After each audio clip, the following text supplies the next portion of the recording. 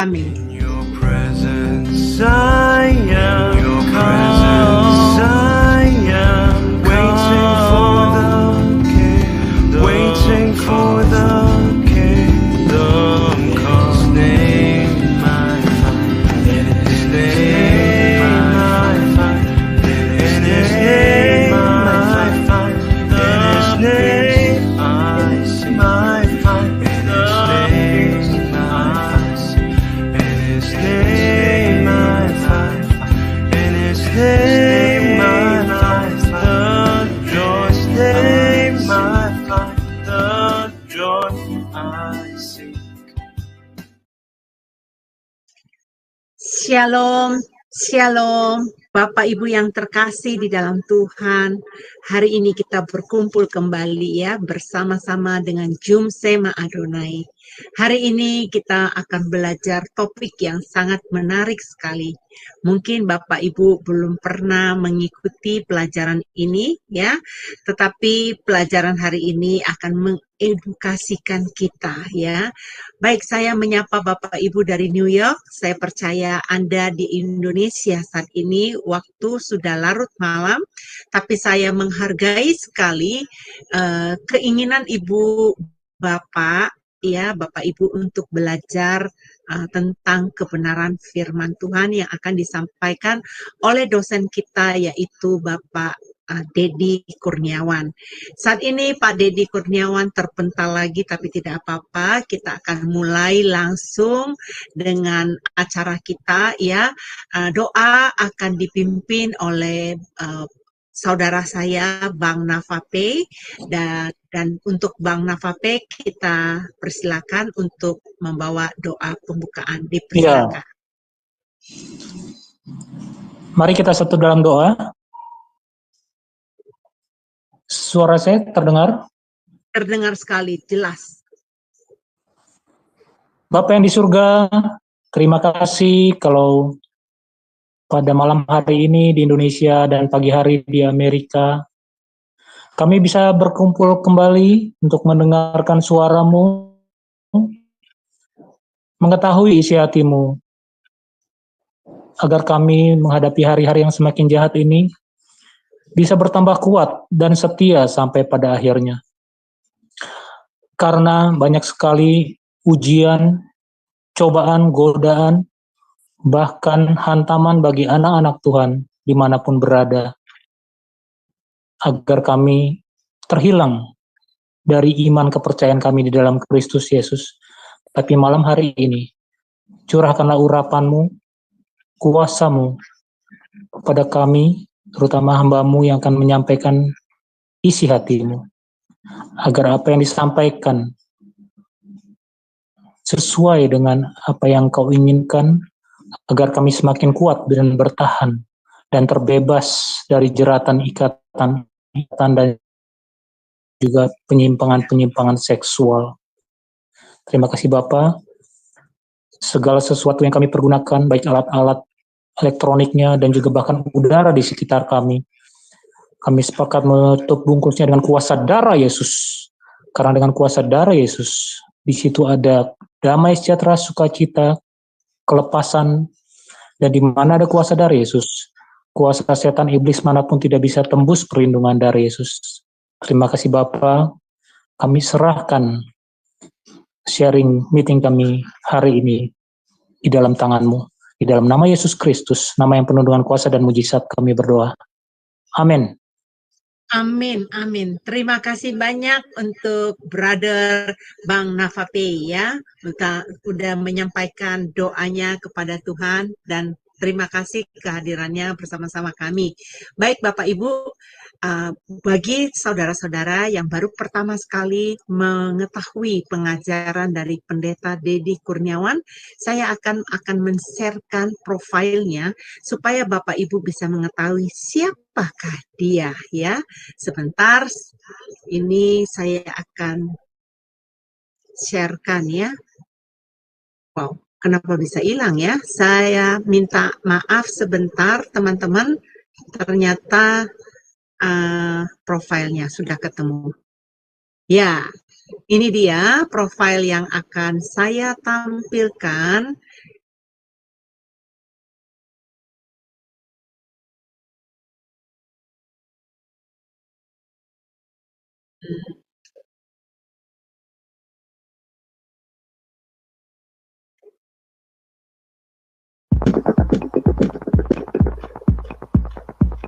Salam semua, kembali lagi di Sema Adonai. Dan kali ini kita akan memperkenalkan pembicara kita, yakni Pendeta Dedi Kurniawan. Dan berikut adalah profil singkat dari beliau. Beliau sudah menikah dengan istri bernama Junita S. Sos dan memiliki 2 orang anak, yaitu Christopher Hosea Eugene, 25 tahun, dan Aiko Rodita Eugenia, 18 tahun. Pendidikan: S1 Fakultas Ekonomi Manajemen UPIDA pada tahun 1996, S2 Magister of Art STT Battle the Way pada tahun 2013, S2 Magister Teologi STT Battle the Way pada tahun 2015, S2 Magister Pendidikan pada tahun 2017 di Institut Kristen Borneo Balikpapan, S3 Teologia pada tahun 2018, Institut Kristen Borneo Balikpapan, Bethel Biblical Counseling Academy pada tahun 2022. Pelayanan: Ketua Cahaya Kasih Ministry Wakil Gembala GBI Persatuan BSD pada tahun 2020. Mentor Gembala-Gembala Cabang pada tahun 2021 hingga sekarang. Gembala Jemaat GBI Ekousia Agape Karawaci Benton Johnson UPH Karawaci. Pekerjaan: beliau bekerja sebagai dosen tetap di Institut Kristen Borneo Balikpapan. Beliau juga menjadi dosen tamu di STT Batam dan juga dosen tamu di STT Labs Bekasi, serta menjadi pengajar di Cahaya Kasih Ministry. Recordings. Ya, maaf saya terlambat untuk menghentikannya ya. Baik Bapak Ibu sudah mendengarkan tadi siapa Pak Dedi Kurniawan ya. Dia adalah dosen yang mengajar mengenai pelajaran-pelajaran penting konseling di STT ya. Nah, Jum Sema Adonai sangat beruntung sekali. Sangat apa ya saya katakan ya beruntung ya. Lucky ya, sangat beruntung sekali karena dosen-dosen pengajar di Sema Adonai kebanyakan para dosen yang berkompeten untuk mengajar materi-materi yang akan diajarkan. Baik, untuk tidak berlambat-lambat lagi, saya meminta kepada Pak Dedi Kurniawan sebagai dosen kami pada malam hari ini untuk menyampaikan pelajaran mengenai penyimpangan perilaku seksual. Dipersilakan, Pak. Oke, di-unmute. Berarti Bapak tadi terpental lagi ya? Oke, Pak. Ya. Mungkin Ya, dikasih betul, co-host betul, lagi ya. Ya, dikasih co-host ya. lagi. Sinyal Bapak kurang stabil ya, Pak? Terpental terus. Tadi kebetulan laptopnya kesenggol itu untuk baterainya, jadi tadi agak keputus. Oke, Jadi mudah-mudahan tuan Iya, rumah iya. Frans bisa memberikan Bapak co-host Iya. kembali. Iya. Tuan rumahnya kemana nih? Pak Frans?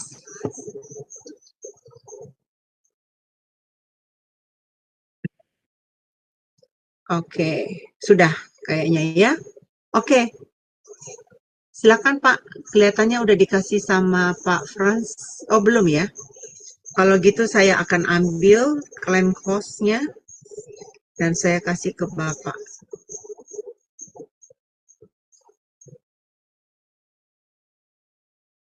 Maaf ya teman-teman yang terkasih di dalam Tuhan. Pak Dedi dari tadi ada masalah terus dia. Udah Pak, saya sudah berikan ini. Iya, baik Bu. Terima kasih Bu Heni. Ya, sama-sama.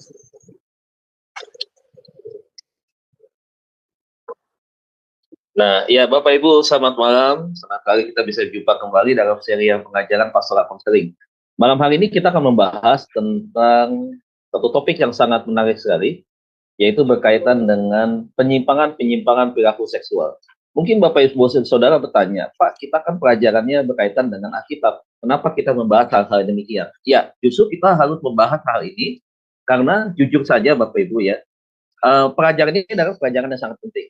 Kenapa? Karena berkaitan dengan kasus-kasus yang terjadi, konflik-konflik dalam rumah tangga, sampai tingkat perceraian, itu terjadi karena salah satunya terjadi penyimpangan-penyimpangan di dalam hubungan seksual. Dan penyimpangan-penyimpangan itu adalah penyimpangan-penyimpangan yang bukan hal yang wajar ya, yang terjadi di dalam pernikahan begitu. Nah, penyimpangan-penyimpangan ini tentunya kalau kita lihat dari sisi firman Tuhan, jelas adalah penyimpangan yang melanggar kekudusan, yang bertolak belakang dengan firman Tuhan. Dan inilah yang Alkitab katakan bahwa setiap kita anak-anak Tuhan harus menghindari apa yang disebut dengan dosa perzinahan, dosa pencabulan, saudara. Nah, oleh sebab itu makanya kita perlu belajar tentang hal ini ya. Nah, makanya di dalam pelayanan pastoral konseling nanti dari pelajaran ini kita bisa mengerti, memahami, dan setidaknya kita bisa mengenal ciri-ciri daripada mereka yang memiliki gangguan penyimpangan, sekaligus ciri maupun istilahnya ya saudara. Nah baik, kita akan masuk di dalam penjelasan ya. Penyimpangan perilaku seksual disebut dengan parafia ya. Nah parafia ini adalah dorongan hasrat keinginan seksual yang mendalam, ketertarikan kepada objek ya tertentu, kemudian berhubungan dengan hal-hal yang bersifat rangsangan daripada pola perilaku yang normal atau di atas yang normal, jadi yang di bawah yang tidak normal begitu ya, yang tidak benar atau tidak baik begitu. Nah, dikatakan bila parafia menimbulkan risiko bahaya pada individu atau orang lain, makanya disebut dengan parafia disorder atau biasa dikenal dengan gangguan parafia atau dalam bahasa istilah psikologinya disebut dengan paraphilic disorder ya. Nah, penderita gangguan ini seringkali menyembunyikan kelainannya dan memiliki masalah kesehatan seperti infeksi menular seksual, kemudian keuangan, norma sosial, dan juga hukum. Nah, kadang-kadang penderita tidak kooperatif dengan profesional medis ya.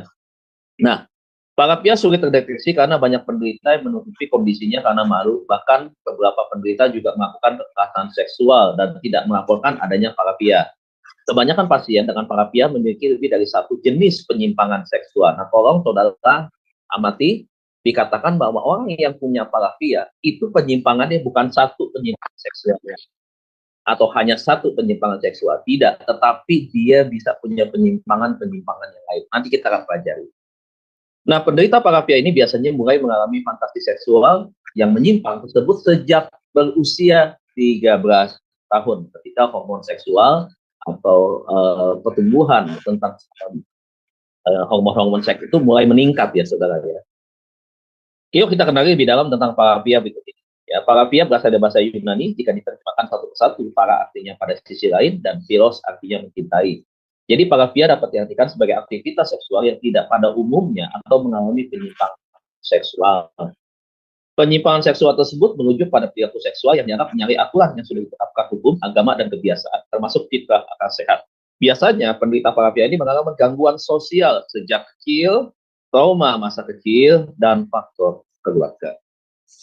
Gejala berhubungan seksual dengan anak kecil, menunjukkan alat kelamin di depan umum, melihat atau mengintip sesuatu yang porno atau telanjang, dan aksi berhubungan seksual. Menyakiti pasangan baik fisik dan psikis, menyakiti diri sendiri atau disakiti oleh pasangannya, memakai benda, terutama benda aksesoris wanita seperti pakaian dalam wanita, sepatu, dan kaos kaki, memakai pakaian lawan jenis, menyentuh tubuh wanita tanpa seizinnya, menyentuhkan alat kelaminnya biasanya pria kepada bagian-bagian tertentu pada tubuh wanita.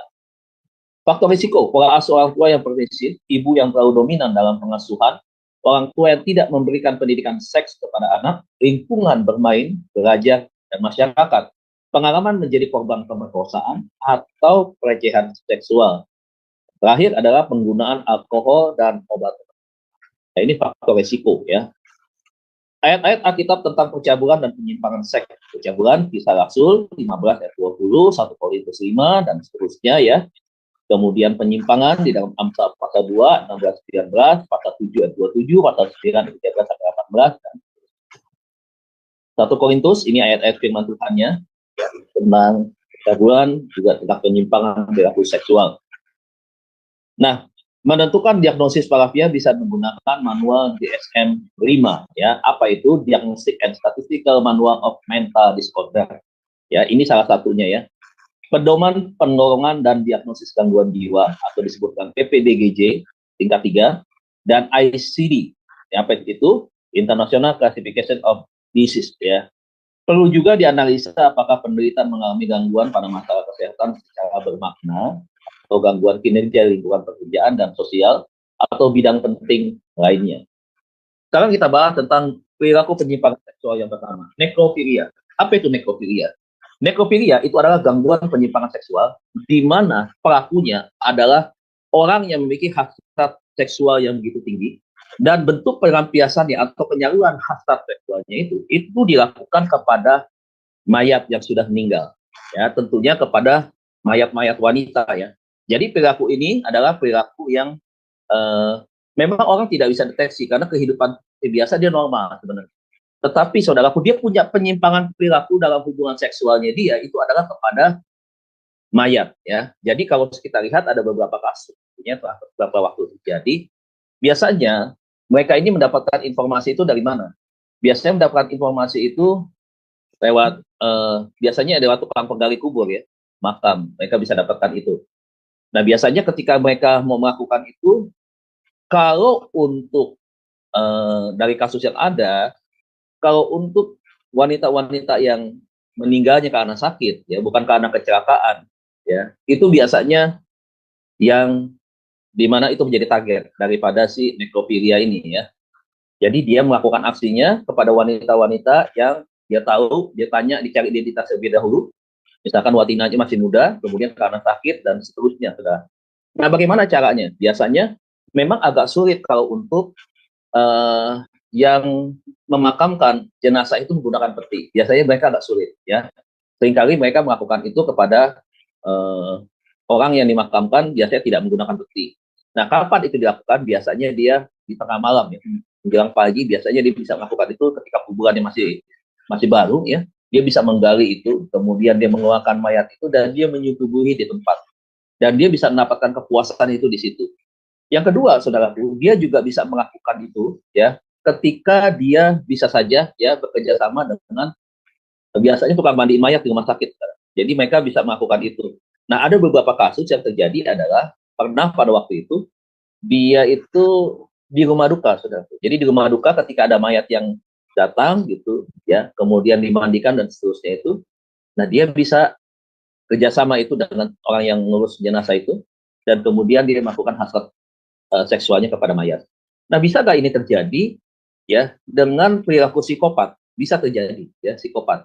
Karena psikopat ada gini juga, ada dia melakukan hubungan seksual itu, tetapi ketika setelah dia puas membunuh lawan jenisnya, setelah lawan jenisnya dibunuh, kemudian dalam keadaan mati misalkan, nah dalam waktu beberapa jam begitu, ya, sampai sebelum dia buang itu mayat, dia bisa melakukan itu berkali-kali. Nah, ini adalah gangguan penyimpangan perilaku seksual yang pertama, ya, nekrofilia. Senang melakukan hubungan seksual, dan ini udah kontak kelamin, saudara, ya, kalau di dalam nekrofilia. Jadi dia melakukan kepuasan itu ketika dia melakukannya dengan mayat. Kemudian yang kedua, saudara, disebut dengan pedofilia, ya. Pedofilia ini masuk dalam DSM-5. DSM-5 tadi, ya, kita sudah belajar tentang diagnostik, ya, statistical, tentang berkaitan dengan mentality, ya, atau kelainan penyimpangan perilaku. Nah, pedofilia ini kita tahu bahwa terjadi penyimpangan perilaku seksual di mana pelakunya itulah senang melakukan hubungan seksual, ya, melakukan hubungan badan itu kepada wanita, anak-anak yang berusia di bawah belasan tahun, ya, belasan tahun seperti itu. Nah, biasanya memang kebanyakan pelakunya adalah pria, gitu. Kemudian yang berikutnya adalah zoofilia. Nah, zoofilia ini adalah perilaku penyimpangan seksual di mana pelakunya, entah itu laki-laki atau itu perempuan, dia terobsesi, ya, memiliki hasrat seksual yang tinggi, dan akhirnya dilampiaskan itu kepada binatang. Ya, dilakukan dengan binatang. Nanti kita akan bahas apa perbedaan zoofilia dengan bestiality. Kalau zoofilia, saudaraku, orang yang punya penyimpangan perilaku ini, dia melakukan hubungan seksual itu kepada binatang karena dia sayang kepada binatangnya, sehingga terjadi rasa cinta, rasa sayang. Nah, tanpa dia sadar, dia melakukan itu. Kontak kelamin, saudara, dia melakukan hubungan seks dengan binatang. Nah, saudara bisa bayangkan ini sudah abnormal ya, saudara, sudah sangat-sangat tidak normal. Dan Alkitab berkata di dalam kitab Imamat, yang berhubungan dengan binatang harus mati. Harus mati, artinya suatu kenajisan, kejijikan di mata Tuhan, begitu.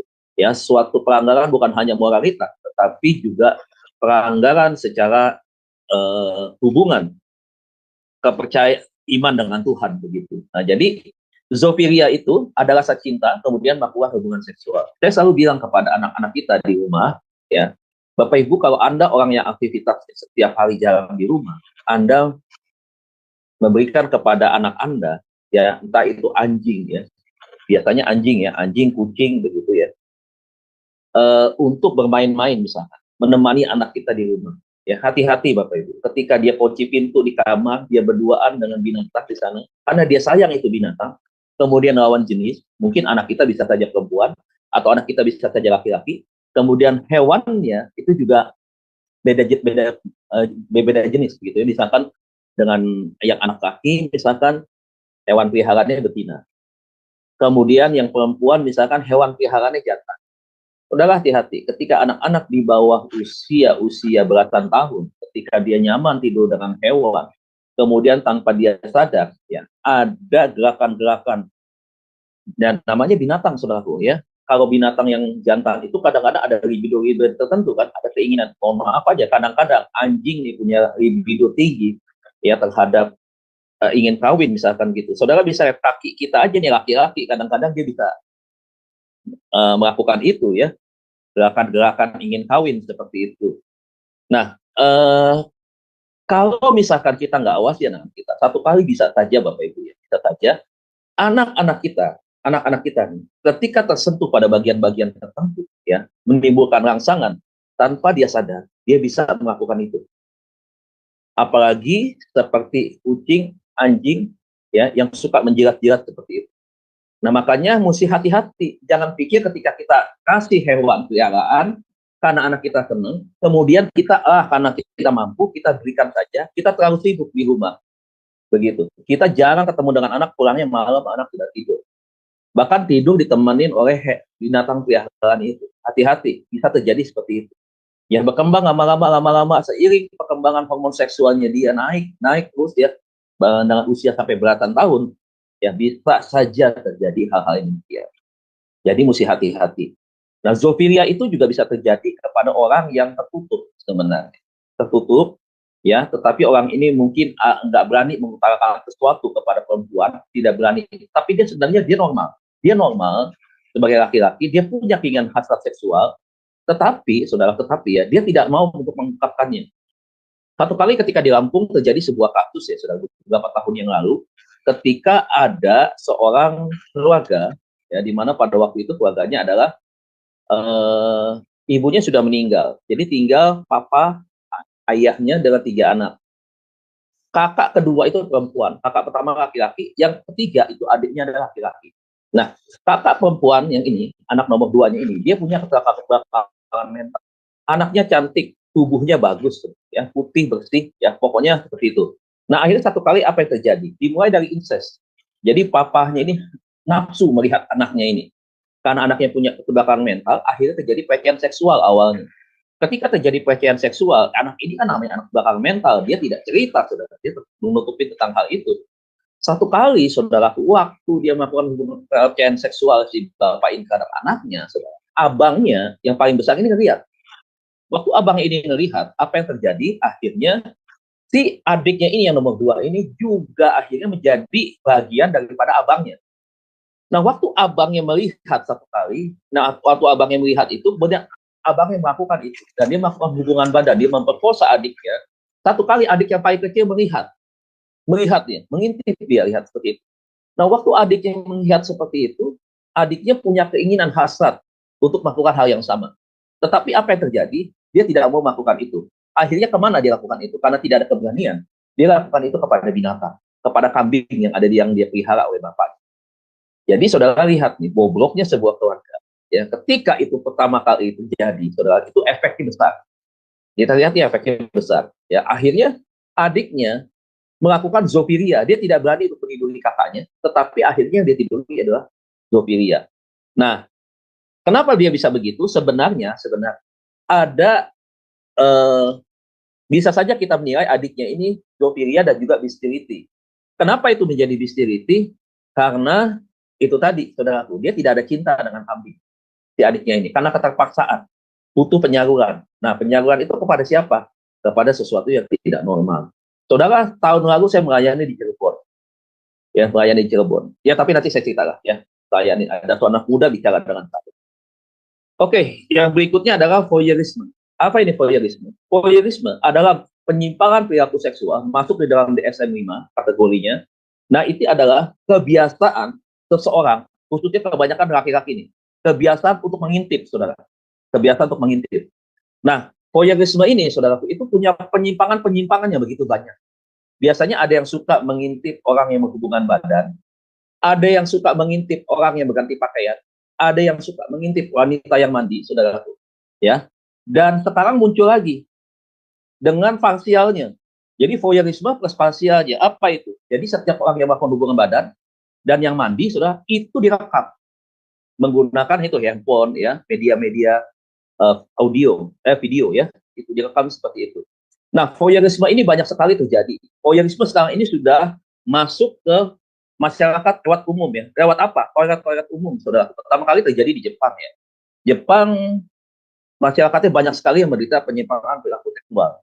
Mereka itu bisa melakukan itu dengan cara apa? Dengan cara ke toilet-toilet wanita. Mereka pasang kamera kamera disebut dengan voyeur, judulnya sudah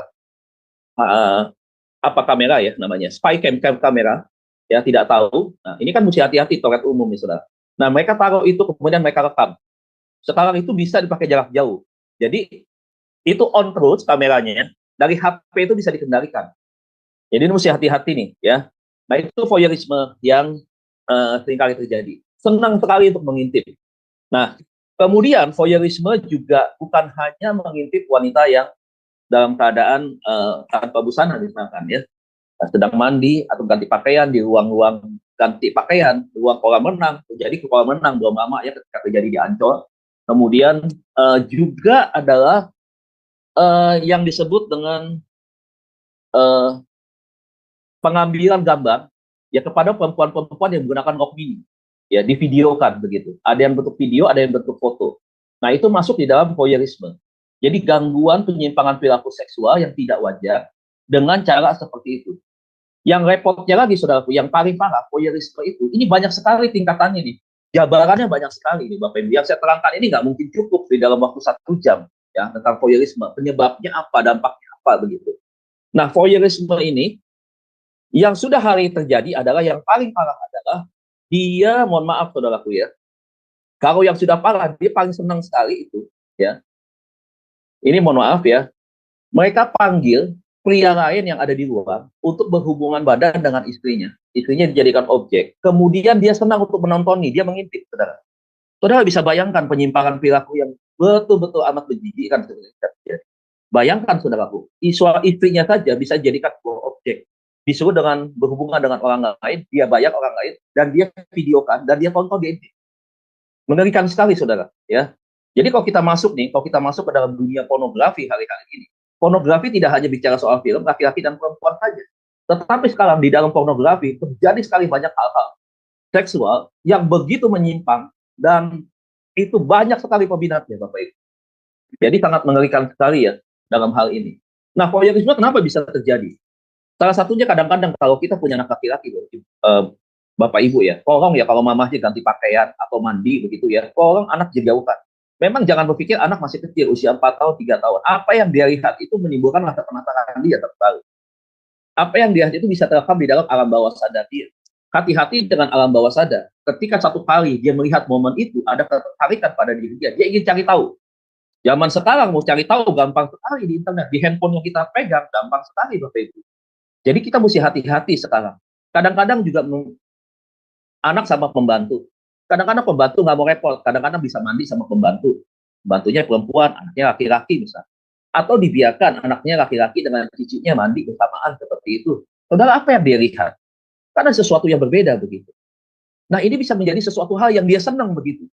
Nah, satu kali akhirnya terjadi penyimpangan perilaku yang seperti itu. Bisa terjadi begitu.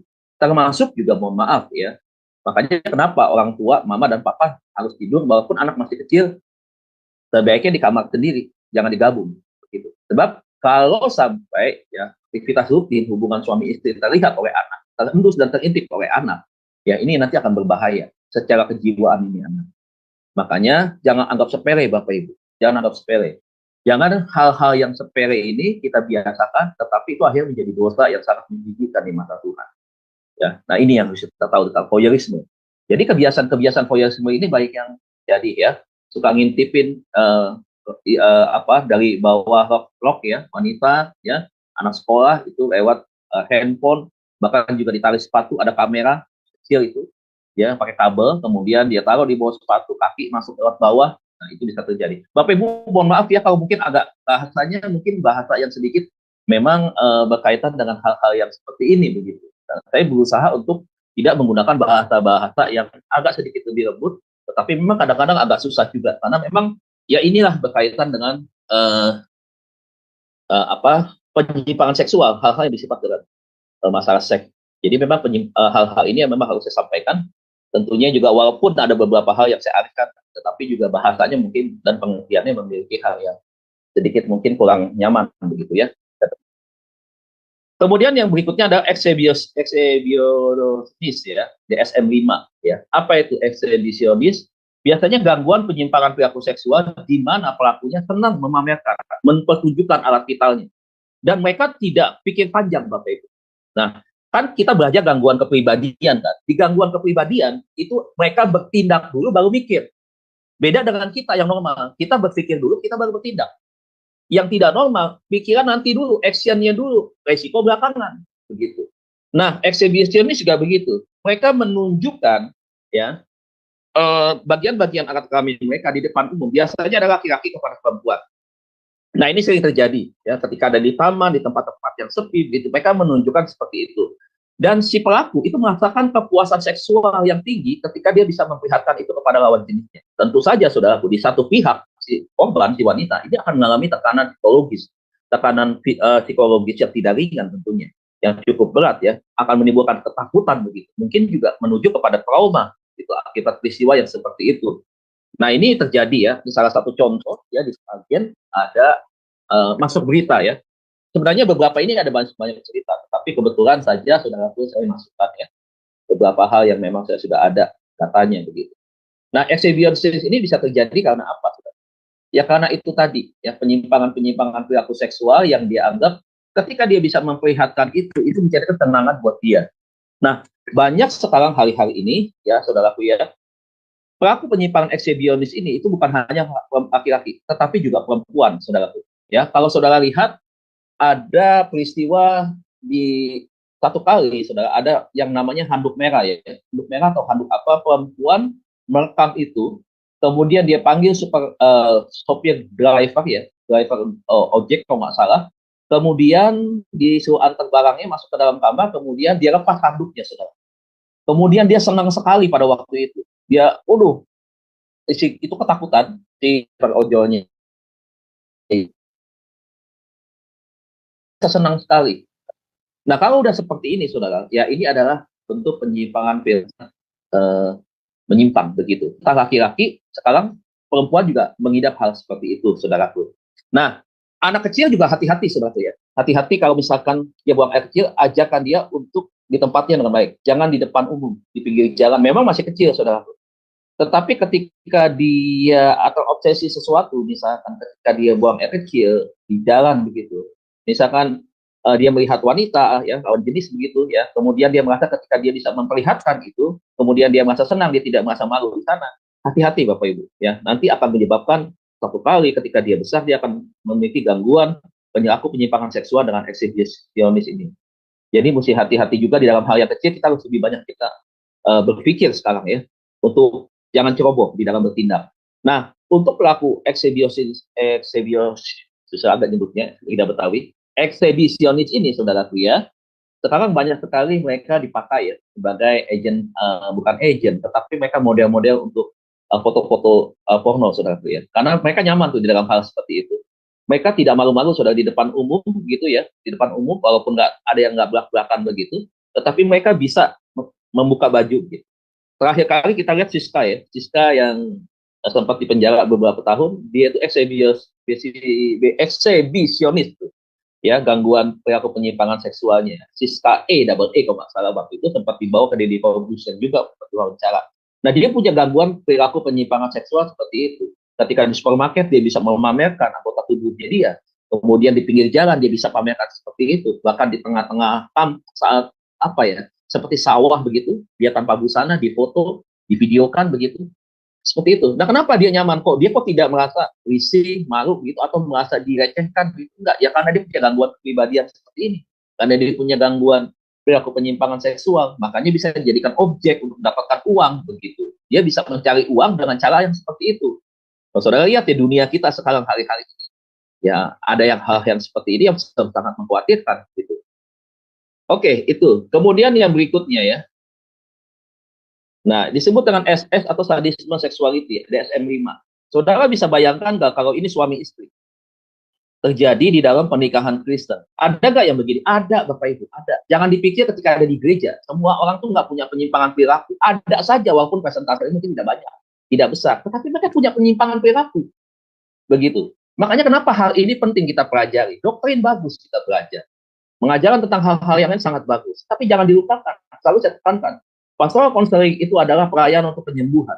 Bagaimana jemaat bisa bertumbuh, gereja semakin besar, punya kualitas kalau pelayanan konseling tidak dimaksimalkan. Sadisme seksualis ini adalah bagaimana ketika mau melakukan hubungan seksual, ya salah satu pasangan itu dia punya kelainan seperti itu, senang untuk melakukan penyiksaan begitu ya, penyiksaan. Dan penyiksaan misalkan diikat, misalkan kemudian ya dilakukan dengan cara-cara yang tidak wajar.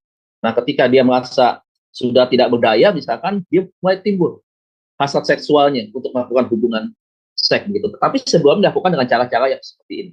Kalau pelakunya perempuan kepada laki-laki kepada perempuan, apa yang terjadi, saudara?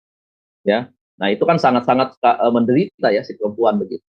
Nah, sebenarnya kalau ini dua-duanya punya pelaku penyimpangan seksual seperti itu, ya aman-aman saja. Tetapi kalau salah satunya, saudara, dia tidak punya penyimpangan yang seperti ini, kan akan tertekan terus, akan merasa menjadi korban begitu. Nah, nggak tahan kan dilakukan seperti ini. Nah, itu bisa menyebabkan kehancuran dalam sebuah rumah tangga, ya.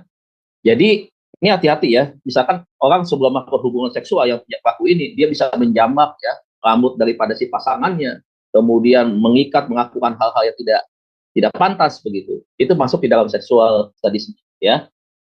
Habis itu masuk lagi dalam seks sadomasokis atau disebut dengan SM, masuk lagi di dalam kategori DSM-5. DSM-5 ini adalah penyimpangan perilaku seksual di mana pasangannya menyiksa pasangannya dengan menyakiti sampai luka dulu. Misalkan kalau laki-lakinya dipukuli dulu, dipecut, saudara, sampai berdarah, ya sampai giginya patah misalkan, atau sampai bengkak misalkan matanya. Setelah merasa dia tidak berdaya begitu, ada keinginan untuk melakukan hubungan seksual. Ya ini SM ya, banyak seperti itu. Dan sekarang ini yang lebih mengerikan adalah untuk alat-alat penyiksaan model-model borgol, rantai, cambuk, ya kemudian apalagi ya, begitu banyak, itu dijual, saudara. Itu dijual, mudah didapatkan. Makanya ini sangat mengerikan sekali yang model-model yang kayak begini. Nah, bisa dibayangkan bagaimana ini di hadapan Tuhan harus mempertanggungjawabkan secara etika, secara moral, secara norma, dan nilai yang terjadi di dalam masyarakat. Dalam hal ini juga berkaitan dengan etika Kristen, kan? Dengan etika di masyarakat juga bukan etika Kristen juga berlaku hal-hal demikian. Nah, inilah bagian daripada pastoral counseling. Saya yakin, Bapak Ibu, ya, pelaku penyimpangan seksual ini, mereka bisa ditangani. Nah, bagaimana cara penanganannya? Tentunya pastoral counseling adalah yang obat yang paling mujarab, saudara, untuk melepaskan mereka dari ikatan-ikatan yang seperti ini. Saya nggak perdalam lagi tentang SM. Kemudian disebut dengan voyeurisme, masuk lagi di dalam DSM-5. Voyeurisme itu adalah kelainan penyimpangan perilaku seksual di mana pelakunya senang menggesek-gesekkan alat kelaminnya kepada wanita, saudara. Dan ini biasanya terjadi baik itu di dalam kereta, di dalam bis, saudara. Ini di tengah-tengah keramaian yang terjadi. Ya, biasanya mereka itu juga penampilannya rapi, ganteng, seperti orang kantoran. Bahkan ada orang kantoran juga, saudara, yang sengaja memang mereka senang untuk menggunakan alat-alat transportasi yang sifatnya padat. Makanya kalau di Jakarta, saudara, di KRL komuter lain ya, itu kan ada gerbong khusus buat wanita, walaupun sedikit sekali yang masuk ke sana. Kembali lagi aja, laki-laki dan perempuan akhirnya dicampur jadi satu gerbong. Kemudian kita lihat pada jam-jam sibuk, pagi hari maupun sore ya, pulang kerja. Itulah di sana mereka beraksi. Beberapa kali terjadi di busway. Nah, biasanya dia melakukan itu ya, dia melakukan kepuasan, melakukan kontak seksnya itu ketika dia itu tadi, ya menggesek-gesekkan alat kelaminnya pada bagian-bagian tertentu. Biasanya pada bagian, mohon maaf, pada bagian bokong daripada wanita. Biasa seperti itu. Nah, dulu pernah kejadian juga begitu ya. Saya punya adik ipar pun begitu. Pada waktu masih di sekolah SMA, dia pulang itu, mohon maaf saudara, dia nggak tahu di roknya dia apa itu, banyak bercak-bercak seperti itu. Ternyata dia walau sadar, waktu dia naik dari Seripi, saudara, ya waktu dia dari Petamburan, kemudian ada yang naik dari Seripi sampai Ciputat, itu ternyata adalah orang yang punya gangguan penyimpangan perilaku seksual yang disebut dengan floterisme, ya seperti itu. Nah, saudara, kita bisa melihat nih kurang lebih gambarannya daripada penyimpangan perilaku seksual seperti ini ya Bapak Ibu ya. Dan kita belum membahas secara lebih mendalam khusus penyimpangan perilaku. Tetapi ini gambarannya kurang lebih ya. Kemudian transvestitisme, ya itu masuk dalam DS5 juga, adalah laki-laki atau kebaliknya perempuan yang senang menggunakan aksesoris perempuan, penampilan seperti perempuan, padahal dia adalah laki-laki begitu ya. Dia senang sekali gitu. Dia menggunakan aksesoris yang sama dengan tokoh idolanya misalkan. Dia menggunakan anting yang dia punya mungkin lebih daripada satu, dan dia senang memamerkannya di depan umum begitu. Nah, ini transvestitisme ya. Nah, bestiality ini apa? Bestiality itu adalah kontak hubungan seksual ya, di mana pelakunya melakukan hubungan seksual ya dan menjadikan hewan ya itu hanya sebagai alat pelampiasan nafsunya. Saya lupa menampilkan yang namanya orangutan yang namanya poni. Saudara bisa buka di Google, orangutan namanya poni pernah dijadikan sebagai seperti wanita penghibur, saudara ya, di Kalimantan nih. Orangutan betina. Kulit bulunya digundurin semua, digunting semua, dibikin halus semuanya sampai itu tadi ya dijadikan objek hawa nafsu seksual dan sama dibayar dan terima uang, saudara. Jadi ada mengeksploitasinya begitu. Dan saudara, saya mikir, aduh betapa menjijikannya ya. Itu yang datang, yang memakai jasa dia itu juga orang yang nggak normal, saudara.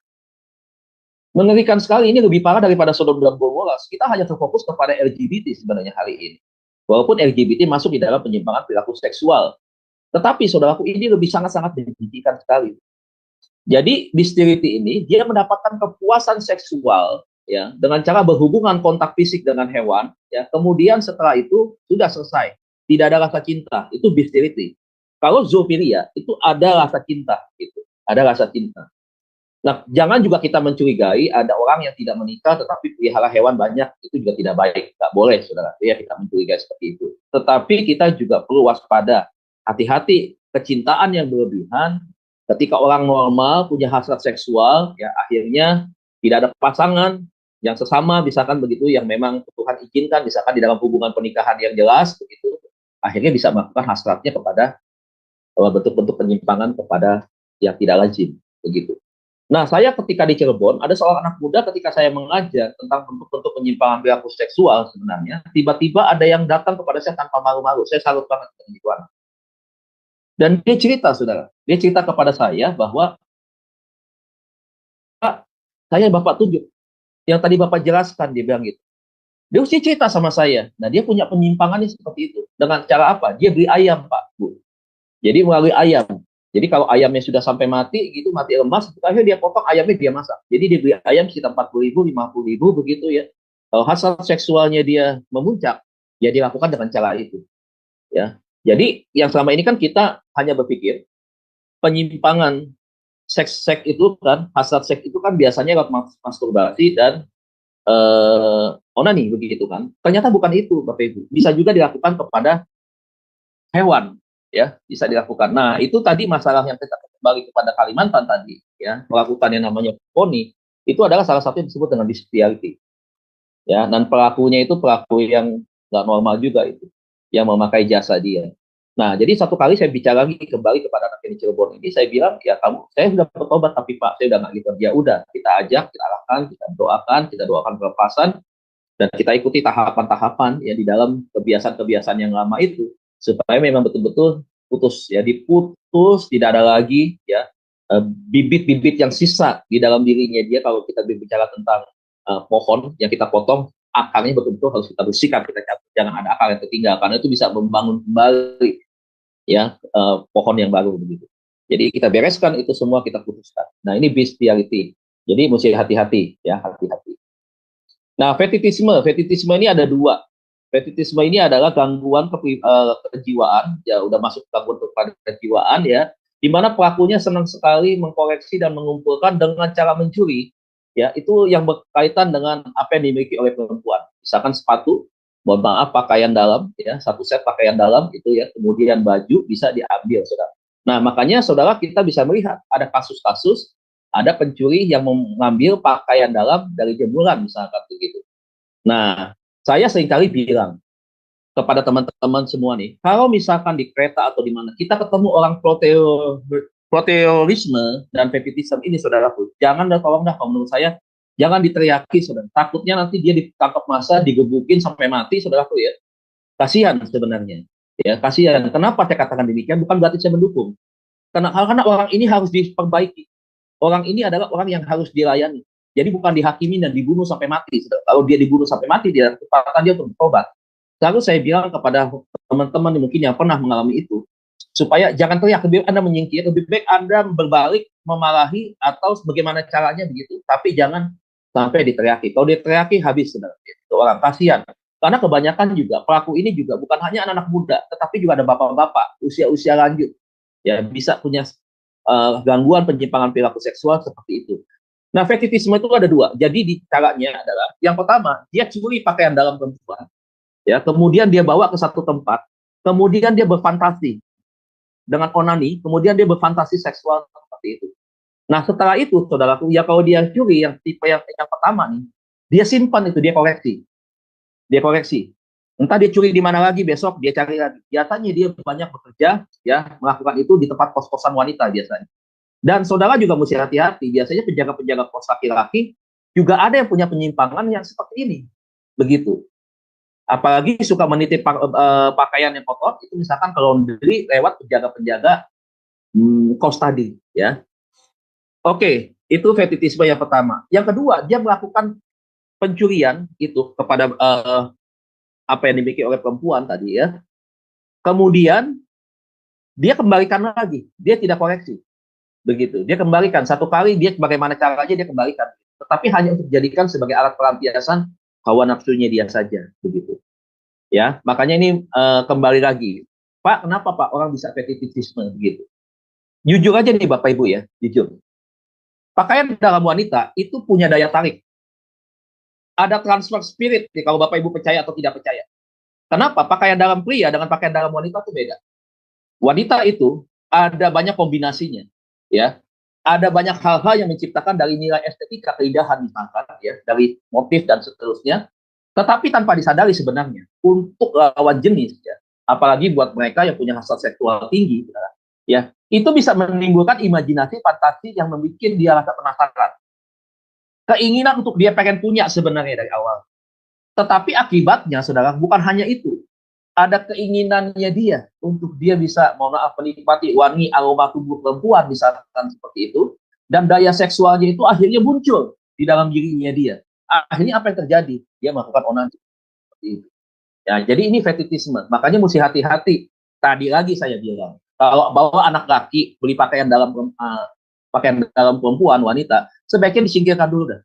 Jangan dianggap nih perkataan saya ini hal yang sepele nih Bapak Ibu. Ya, tetapi lihat nih, ya sebagai orang normal tentunya bisa itu hal yang menarik. Beda ya Bapak Ibu, kan kita kalau misalkan saya beli pakaian dalam saya nih laki-laki, kan dengan yang perempuan beda. Perempuan dipajang begitu banyak dengan berbagai motifnya. Begitu. Nah, buat anak-anak yang sedang bertumbuh hormon seksual, itu bisa terjadi hal-hal yang sebenarnya kita nggak pernah pikirkan, tetapi itu sedang ada di gambaran otaknya dia. Nah, ini fetitisme mesti hati-hati. Bapak Ibu saya sarankan buat ibu-ibu kalau mau pakaian-pakaian yang itu tadi jangan di pinggir jalan ya. Karena bahaya, di komplek pun juga ada bisa seperti itu. bisa hilang, itu bahaya ya. Jadi sebaiknya dipisahkan, ditaruh di tempat di dalam yang memang betul-betul yang bisa kena matahari, ya yang tempat yang aman lah, ya. Nah, itu fetishisme. Kemudian berikutnya adalah yang disebut dengan begal payudara ya. Nah, ini juga sama, seringkali ramai sekali terjadi hari-hari ini. Ya, seringkali tanpa sadar orang bisa foto menggunakan helm, tiba-tiba melakukan hal itu dari belakang begitu. Nah, kenapa? Dia punya obsesi yang paling yang tinggi yang tidak dia bisa kendalikan itu, tetapi obsesinya dia adalah bukan kepada pasangannya. Dia terobsesi dengan wanita-wanita yang dia tidak kenal begitu. Dari mana ini bisa didapatkan? Sebenarnya secara tidak langsung, makanya ada seringkali saya suka di TikTok, di Facebook, di short, dimanapun begitu. Kadang-kadang ada penampilan wanita-wanita yang, mohon maaf, bagian dadanya sangat-sangat terbuka sekali. Nah, itu menantang sebenarnya, menantang untuk orang berimajinasi, memberikan orang daya hayal yang tinggi. Nah, buat mereka tidak bisa mengendalikan hawa nafsunya, makanya mereka bisa bertindak. Dan yang dia lihat itu adalah yang dia bayangkan. Ya, orangnya misalkan, ya dia incar seseorang, tetapi bayangan dia adalah seperti apa yang dia lihat. Baik itu di videonya, baik itu di misalkan, mohon maaf, misalkan di IG, misalkan di FB, misalkan di TikTok, obsesinya dia di situ. Kemudian dia lakukan, ya, dia melakukan tiba-tiba, kemudian dia lari, seperti itu. Kemudian parsialisme. Apa itu parsialisme? Gangguan perilaku penyimpangan seksual, di mana senang memoto bagian-bagian tertentu daripada wanita. Zaman sekarang, saudara, di food court itu sering sekali. Saya beberapa kali saya lihat ada beberapa orang ya tidak terlalu muda juga, ya cukup dewasa begitu, tetapi dia sering mengamati beberapa wanita begitu. Nah, dia sering ambil kameranya dia foto.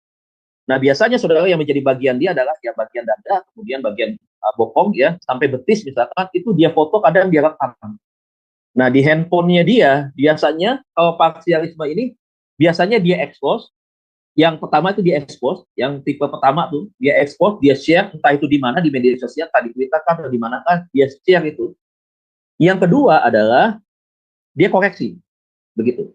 Jadi dia koreksi, dia senang foto-fotokan seperti itu. Yang pinggulnya dia foto, yang bagian belakang dia foto, begitu. Nah, dia senang, candid sebenarnya, tetapi yang dia foto itu adalah hal-hal yang bersifat rangsangan seksual. Nah, ini kan seringkali terjadi seperti itu. Ya, ada banyak ya orang yang pakai celana jeans, legging dan seterusnya difoto pada bagian belakang, bagian depan, samping misalkan, ya itu dia koreksi sama dia. Nah, ini parsialisme. Saya nggak tahu nih berapa banyak ya yang pernah menjadi korban. Ya, kan kita bisa saja antri di pakai fried chicken misalkan. Begitu banyak orang yang duduk, kita bisa menjadi korban yang misalkan seperti itu tanpa kita sadari. Karena kita mau pesan handphone satu-satu kan tidak mungkin. Tetapi ini banyak yang terjadi hari-hari ini. Sangat-sangat banyak terjadi. Anak-anak muda pun demikian, ya. Infantofilia, yaitu apa? Gangguan perilaku penyimpangan seksual tidak wajar, di mana pelakunya sangat punya hasrat keinginan seksual yang tinggi dan melakukan itu kepada bayi, ya. Jadi ini pelecehan seksual terhadap bayi. Makanya saudara saya kasih tahu nih, ya kalau kita punya anak bayi misalkan, jangan kasih gendong pada siapapun, terutama ke sopir apalagi, ya ke sopir. Pak, bagaimana dengan babysitter? Bisa saja babysitter, tapi sangat kecil sih dari kasus yang terjadi. Kebanyakan sopir. Ya, kenapa dia melakukan pelecehan seksual terhadap bayi? Karena kan bayi kan belum tahu sama sekali, dia belum bisa lapor, belum bisa ngadu. Sementara kan mungkin kita berpikir, Pak, iya sih, ya kan, sopir udah dewasa begini. Ya kita nggak tahu apa itu. Ya kita berpikir, biasa-biasa aja, aman. Padahal tadi terjadi pelecehan seksual terhadap bayi. Dan mereka senang melakukan itu. Ya terhadap bayi. Nah, jadi orang yang punya perilaku penyimpangan seksual, nah dia senang itu terhadap bayi, anak-anak bayi ya. Jadi ada seperti senang anak kecil begitu. Padahal bukan senang anak kecil. Ada udang bagi batu tentang hal itu. Incest kita tahu hubungan seksual ya, sedarah ya, bisa saja ibu dengan anak kandung, bisa saja kakak beradik kandung. Ya kita udah tahu itu semua ya. Nah, kronopilia itu apa? Kronopilia adalah gangguan perilaku penyimpangan seksual di mana pelakunya itu senang kepada lawan jenis dengan usia tertentu. Misalkan, kalau ada laki-laki senang dengan anak perempuan usia 12 tahun, maka muncullah istilah cabe-cabean.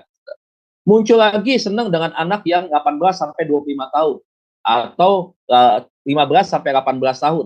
Sebut dengan ABG misalkan kayak begitu. Kalau yang di luar ABG dia nggak suka. Begitu. Ada juga tante-tante yang suka anak 20 tahun, 18 tahun. mereka masuk di dalam kronofilia, baik laki-laki maupun perempuan, mereka masuk di dalam gangguan penyimpangan perilaku seksual yang seperti ini. Ada klasifikasinya, dan itu tadi ya, makanya ada istilah, maaf, Om Senang, ada istilah Tante Girang. Mereka bukan hanya orang yang senang jajan nih istilahnya Bapak Ibu ya. Bukan, tetapi mereka memang punya penyimpangan perilaku seksual di mana mereka senang dengan usia-usia tertentu begitu. Ya, nah ini ada penggolongannya ya, seperti itu. Nah, itu disebut dengan kronofilia.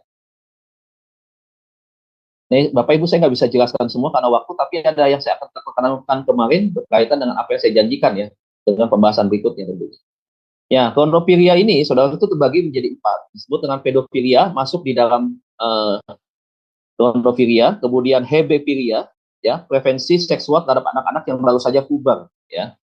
Kemudian epebofilia, prevensi seksual terhadap individu berusia pertengahan hingga akhir masa remaja, umumnya 15 sampai 19 tahun. Epebofilia ini masuk di kategori ABG. Pedofilia anak-anak, ya. Hebefilia ini masuk di dalam anak-anak yang teens, ya, tapi di bawah usia 15 tahun, ya, begitu. Nah, tadi saya bilang, mohon maaf, istilah yang diumum dengan istilahnya disebut dengan cabai-cabean masuk dalam hebefilia, begitu.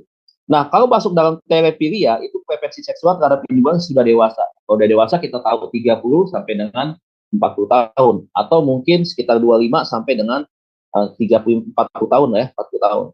Nah, gerontofilia, preferensi seksual terhadap orang yang sudah lanjut usia. Nah, ini ya. Nah, ini gerontofilia. Nah, ini yang saya kemarin sampaikan. Kenapa bisa terjadi gerontofilia, saudara? Gerontofilia itu jangan dipikir bahwa ini laki-laki, ya. Laki-laki usianya masih muda, tapi senang dengan orang yang udah seperti neneknya. Kenapa bisa seperti itu, saudara? Nah, penyebabnya ada banyak. Penyebabnya ada banyak. Salah satunya adalah mungkin bisa saja ini anak yatim piatu, diasuh oleh neneknya. Dibesarkan oleh neneknya, ya. Kemudian karena sudah seperti mungkin bukan lagi seperti nenek, seperti anak dengan orang tua, ada kecintaan yang begitu besar terhadap si nenek ini. Satu kali mungkin ketika neneknya meninggal atau neneknya mungkin masih ada, tapi ketika dia sudah dewasa, dia siap untuk menikah, maka dia pengen ada wanita yang bisa ada di samping dia, yang model-modelnya mirip dan usianya seperti si nenek ini tadi. Jadi sengaja dia cari yang seperti itu. Dia nggak akan tertarik dengan anak-anak ABG. Dia nggak akan tertarik dengan perempuan-perempuan usia muda, bahkan seusianya dia tidak. Tetapi dia lebih senang kepada yang sudah tua seperti itu. Nah, mungkin kita menganggap hal yang wajar, batas kekayaan. Sama ini kan begitu. Oh, itu jangan-jangan itu nenek kaya raya, dia pengen kekayaan doang. Bukan, Bapak Ibu. Bukan. Biasanya karena apa? Karena itu obsesinya dia. Pengen punya pasangan yang memang seperti neneknya dia. Dia nggak rela misalkan satu kali ditinggalkan oleh nenek ini kan. Nah, dia masih ingin mau cari pengganti supaya memang bisa betul-betul dia mendapatkan perhatian yang sama, kasih sayang yang sama, dan memang sudah ada rasa cinta dalam dirinya dia. Akhirnya seperti itu. Kalau yang bukan neneknya, ya dia kawin, dijadikan istri sama dia, begitu. Nah, akhirnya menikah. Nah, bahkan kasus terjadi di beberapa berita yang jadi di Indonesia tuh banyak sekali. Salah satunya di nenek ini nih, ya. Tapi nenek ini sudah meninggal nih kemarin, kalau nggak salah nih sudah meninggal. Dan nanti coba lihat, ya saudaraku, kalau dia belum disembuhkan ya, dia cari akan aja yang begini lagi, ya. Gerontofilia namanya, ya. Jadi senang dengan yang seperti itu, usianya jauh di atas. Kemudian saudara, ini ya, gerontofilia itu karena beberapa hal. Ya, saudara lihat yang titik-titik ini, hubungan dengan ayah atau ibu yang tidak ideal atau tidak terpenuhi. Jadi akhirnya pola asuhnya kepada pola asuh nenek. Makanya di pola asuh juga kita harus perhatikan betul di dalam keluarga. Maka ini sangat-sangat berkaitan Bapak Ibu dengan keluarga lagi sebenarnya. Ya. Kemudian yang kedua, kurang mendapat perhatian ketika usia kanak-kanak dan remaja. Orang tuanya misalkan satu kerja di luar negeri misalkan. Ibunya di rumah misalkan, tapi ibunya juga bekerja, jarang pulang, atau mungkin ibunya sudah tidak ada suaminya meninggal misalkan, atau ayahnya gitu. Ya, ibunya harus kerja pergi ke Arab Saudi misalkan. Nah, dia ditinggal sama neneknya. Nah, itu bisa jadi seperti itu. Pengalaman yang menyakitkan ketika membangun hubungan dengan teman sebaya, ditolak berkali-kali dengan teman-teman sebayanya gitu. Tetapi ketika ditolak, ada figur, sosok yang bisa menjadi penasehat buat dia. Dan penasehatnya itu adalah neneknya misalnya. Orang yang usianya jauh lebih tua. Nah, disitulah hasrat untuk dia bisa berhubungan dekat, bisa nyambung begitu. Akhirnya dengan orang yang seperti itu. Ya, yang usianya seperti neneknya. Kemudian ketidakmampuan untuk membangun hubungan jangka panjang dengan teman sebayanya. Otomatis nggak bisa dia. Dia hanya membangun hubungan, itu pun hubungannya nggak bisa banyak, panjang, dan tidak bisa 100% seperti orang normal rata-rata begitu. Jadi tetap saja, kalaupun dia berteman, punya teman sebaya, tetapi hubungan jangka panjang dia lebih nyaman jika dia dengan orang yang sangat-sangat usianya lebih jauh daripada dia. Kepercayaan diri yang rendah, itu bisa terjadi tapi jarang. Pengaruh film porno juga bisa terjadi. Ya, terobsesi, terbayang-bayang terus gitu. Ya, dengan itu tadi bisa terjadi. Ya, percaya tidak percaya, saudara kita harus percaya bahwa ada transfer spirit. Ya, ketika kita menonton film-film yang seperti itu.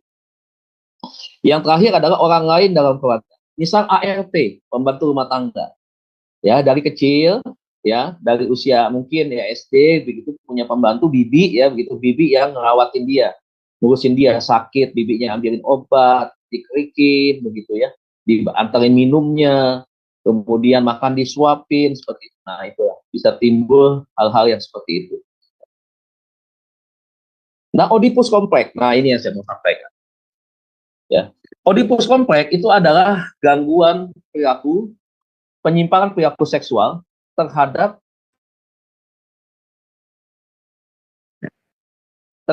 wanita yang lebih senior tetapi tidak sampai kepada itu tadi yang gerontophilia ya, kepada usia yang sangat-sangat lanjut. Tetapi ini masih sebatas seperti ibunya, misalkan begitu. Nah, ini ciri-cirinya. Oedipus kompleks itu pria cenderung mencari pasangan wanita yang menyerupai dengan sosok ibunya. Bisa juga misalnya pria menyukai wanita yang umurnya lebih tua, bahkan seumuran dengan ibunya. Oedipus kompleks itu untuk pria. Sementara untuk Electra kompleks itu untuk wanita. Jadi wanita muda senang dengan om-om begitu. Kenapa lebih suka menikah dengan om-om begitu? Nah, itu dia punya kelainan karena salah satunya adalah Electra kompleks.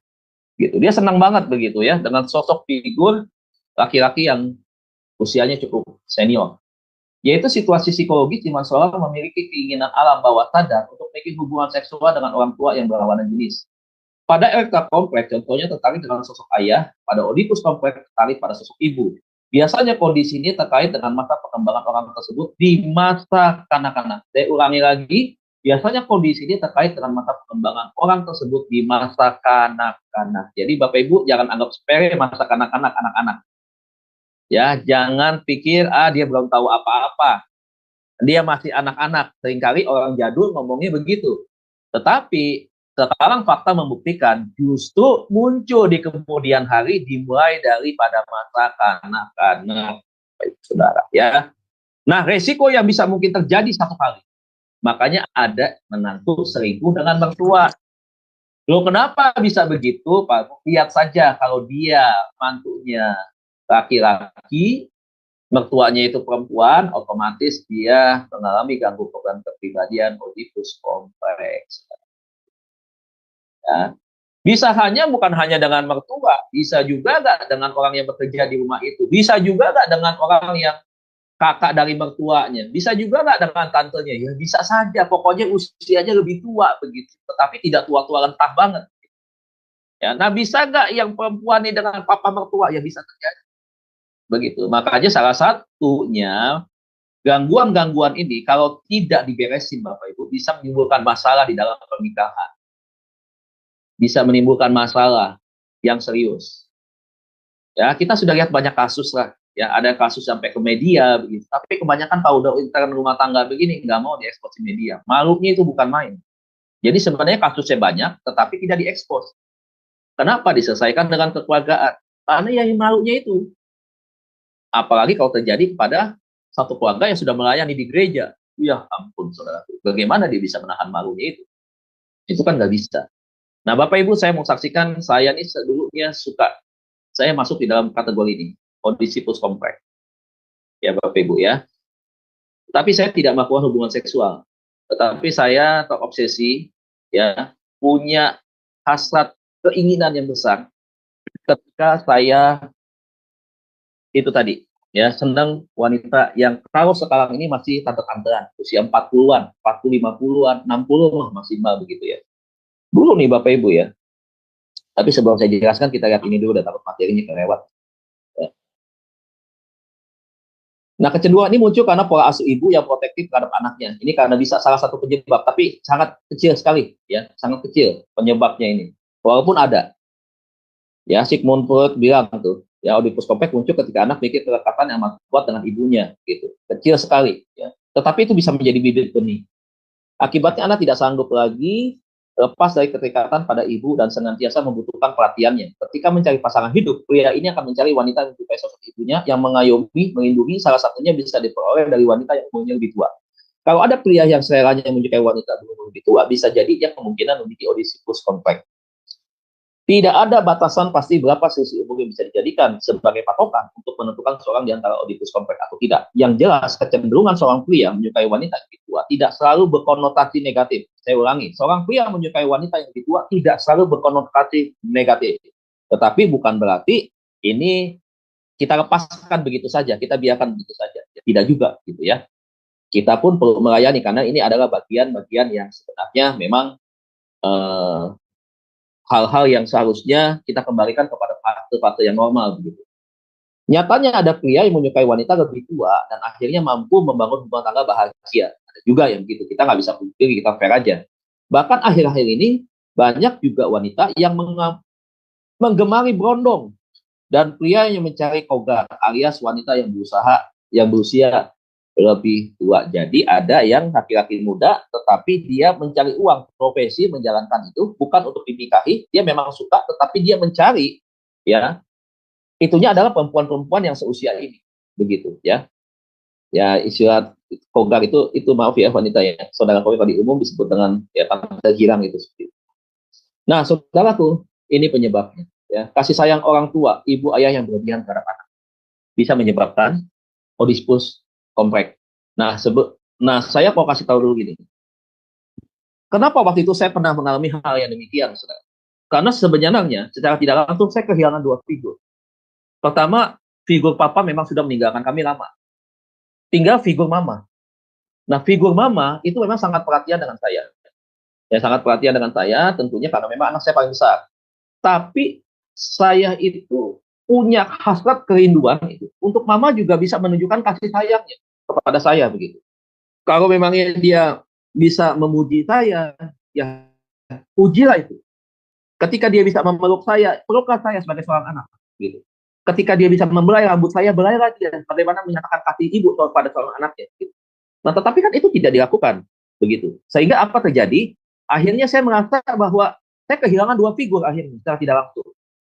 Ketika saya berangkat pagi sekolah, mama saya masih tidur. Begitu. Saya pulang sekolah sampai rumah 2:30.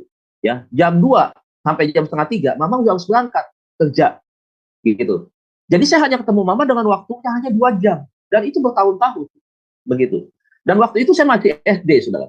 Makanya tadi saya katakan, lihat nih, semua juga ahli psikologi mengatakan pada masa kanak-kanak itu terjadi. Nah, saudara, apa yang terjadi? Saya mulai muncul rasa keanehan pada waktu itu. Dari mana keanehan itu muncul? Saya suka banget dengan artis-artis zaman dulu, apalagi yang namanya Dewi Cynthia Dewi. Gitu. Ya, kemudian Cynthia Malamis pada waktu itu, Meriam Bellina pada zaman-zaman 80-an, Rima Melati dulu. Ini Bapak Ibu nih, ya, saya waktu itu akhirnya saya suka cari buku majalah Femina. Waktu itu saya temukan buku Femina.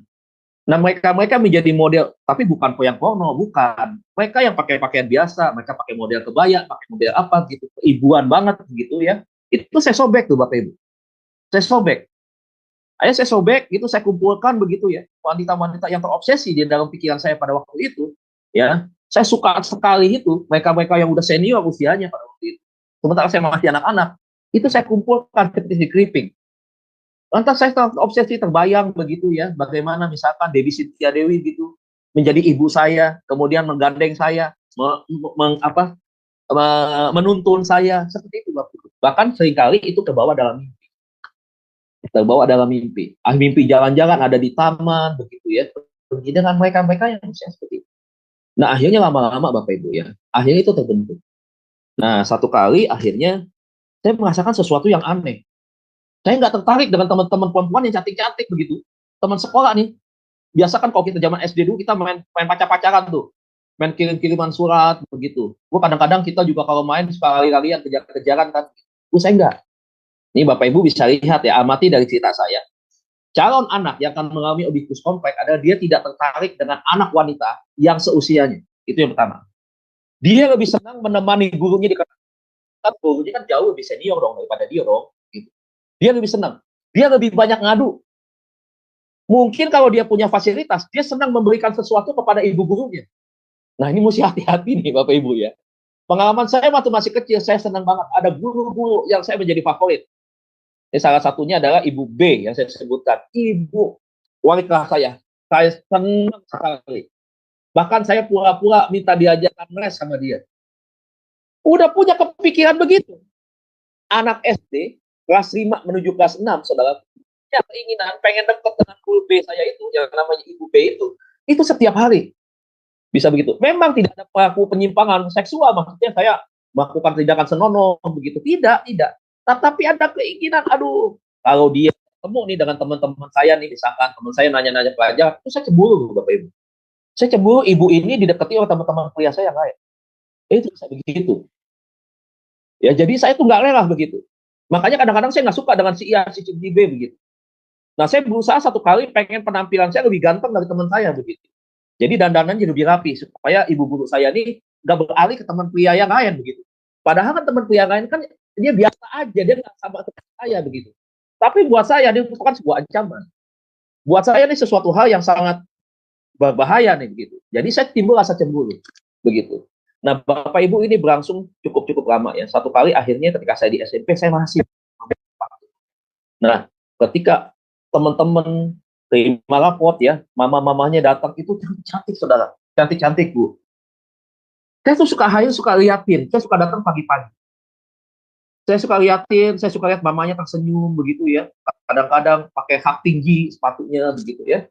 Kemudian pakai celana panjang jeans begitu, pakai kemeja tangan panjang, ya dandan pakai make up full begitu ya. Kemudian pakai anting, kacamata, jam tangan, cincin emas, kalung emas begitu. Parfumnya wangi-wangi. Ih, saya senang sekali memandang mereka itu. Saya senang melihat, waduh, ada teman-teman mama-mama saya cantik-cantik ya begitu ya. Nah, saya kalau ngambil rapot pada zaman itu bukan mama saya. Yang ngambil siapa? Om saya. Om mampir dulu ke sana. Kadang-kadang mau kerja, jadi minta duluan begitu, untuk ambil rapot. Nah, saya selalu tungguin tuh Bapak Ibu sampai siang. Sampai selesai semua. Baik ibu-ibu teman sekelas saya maupun yang bukan, untuk ambil rapot.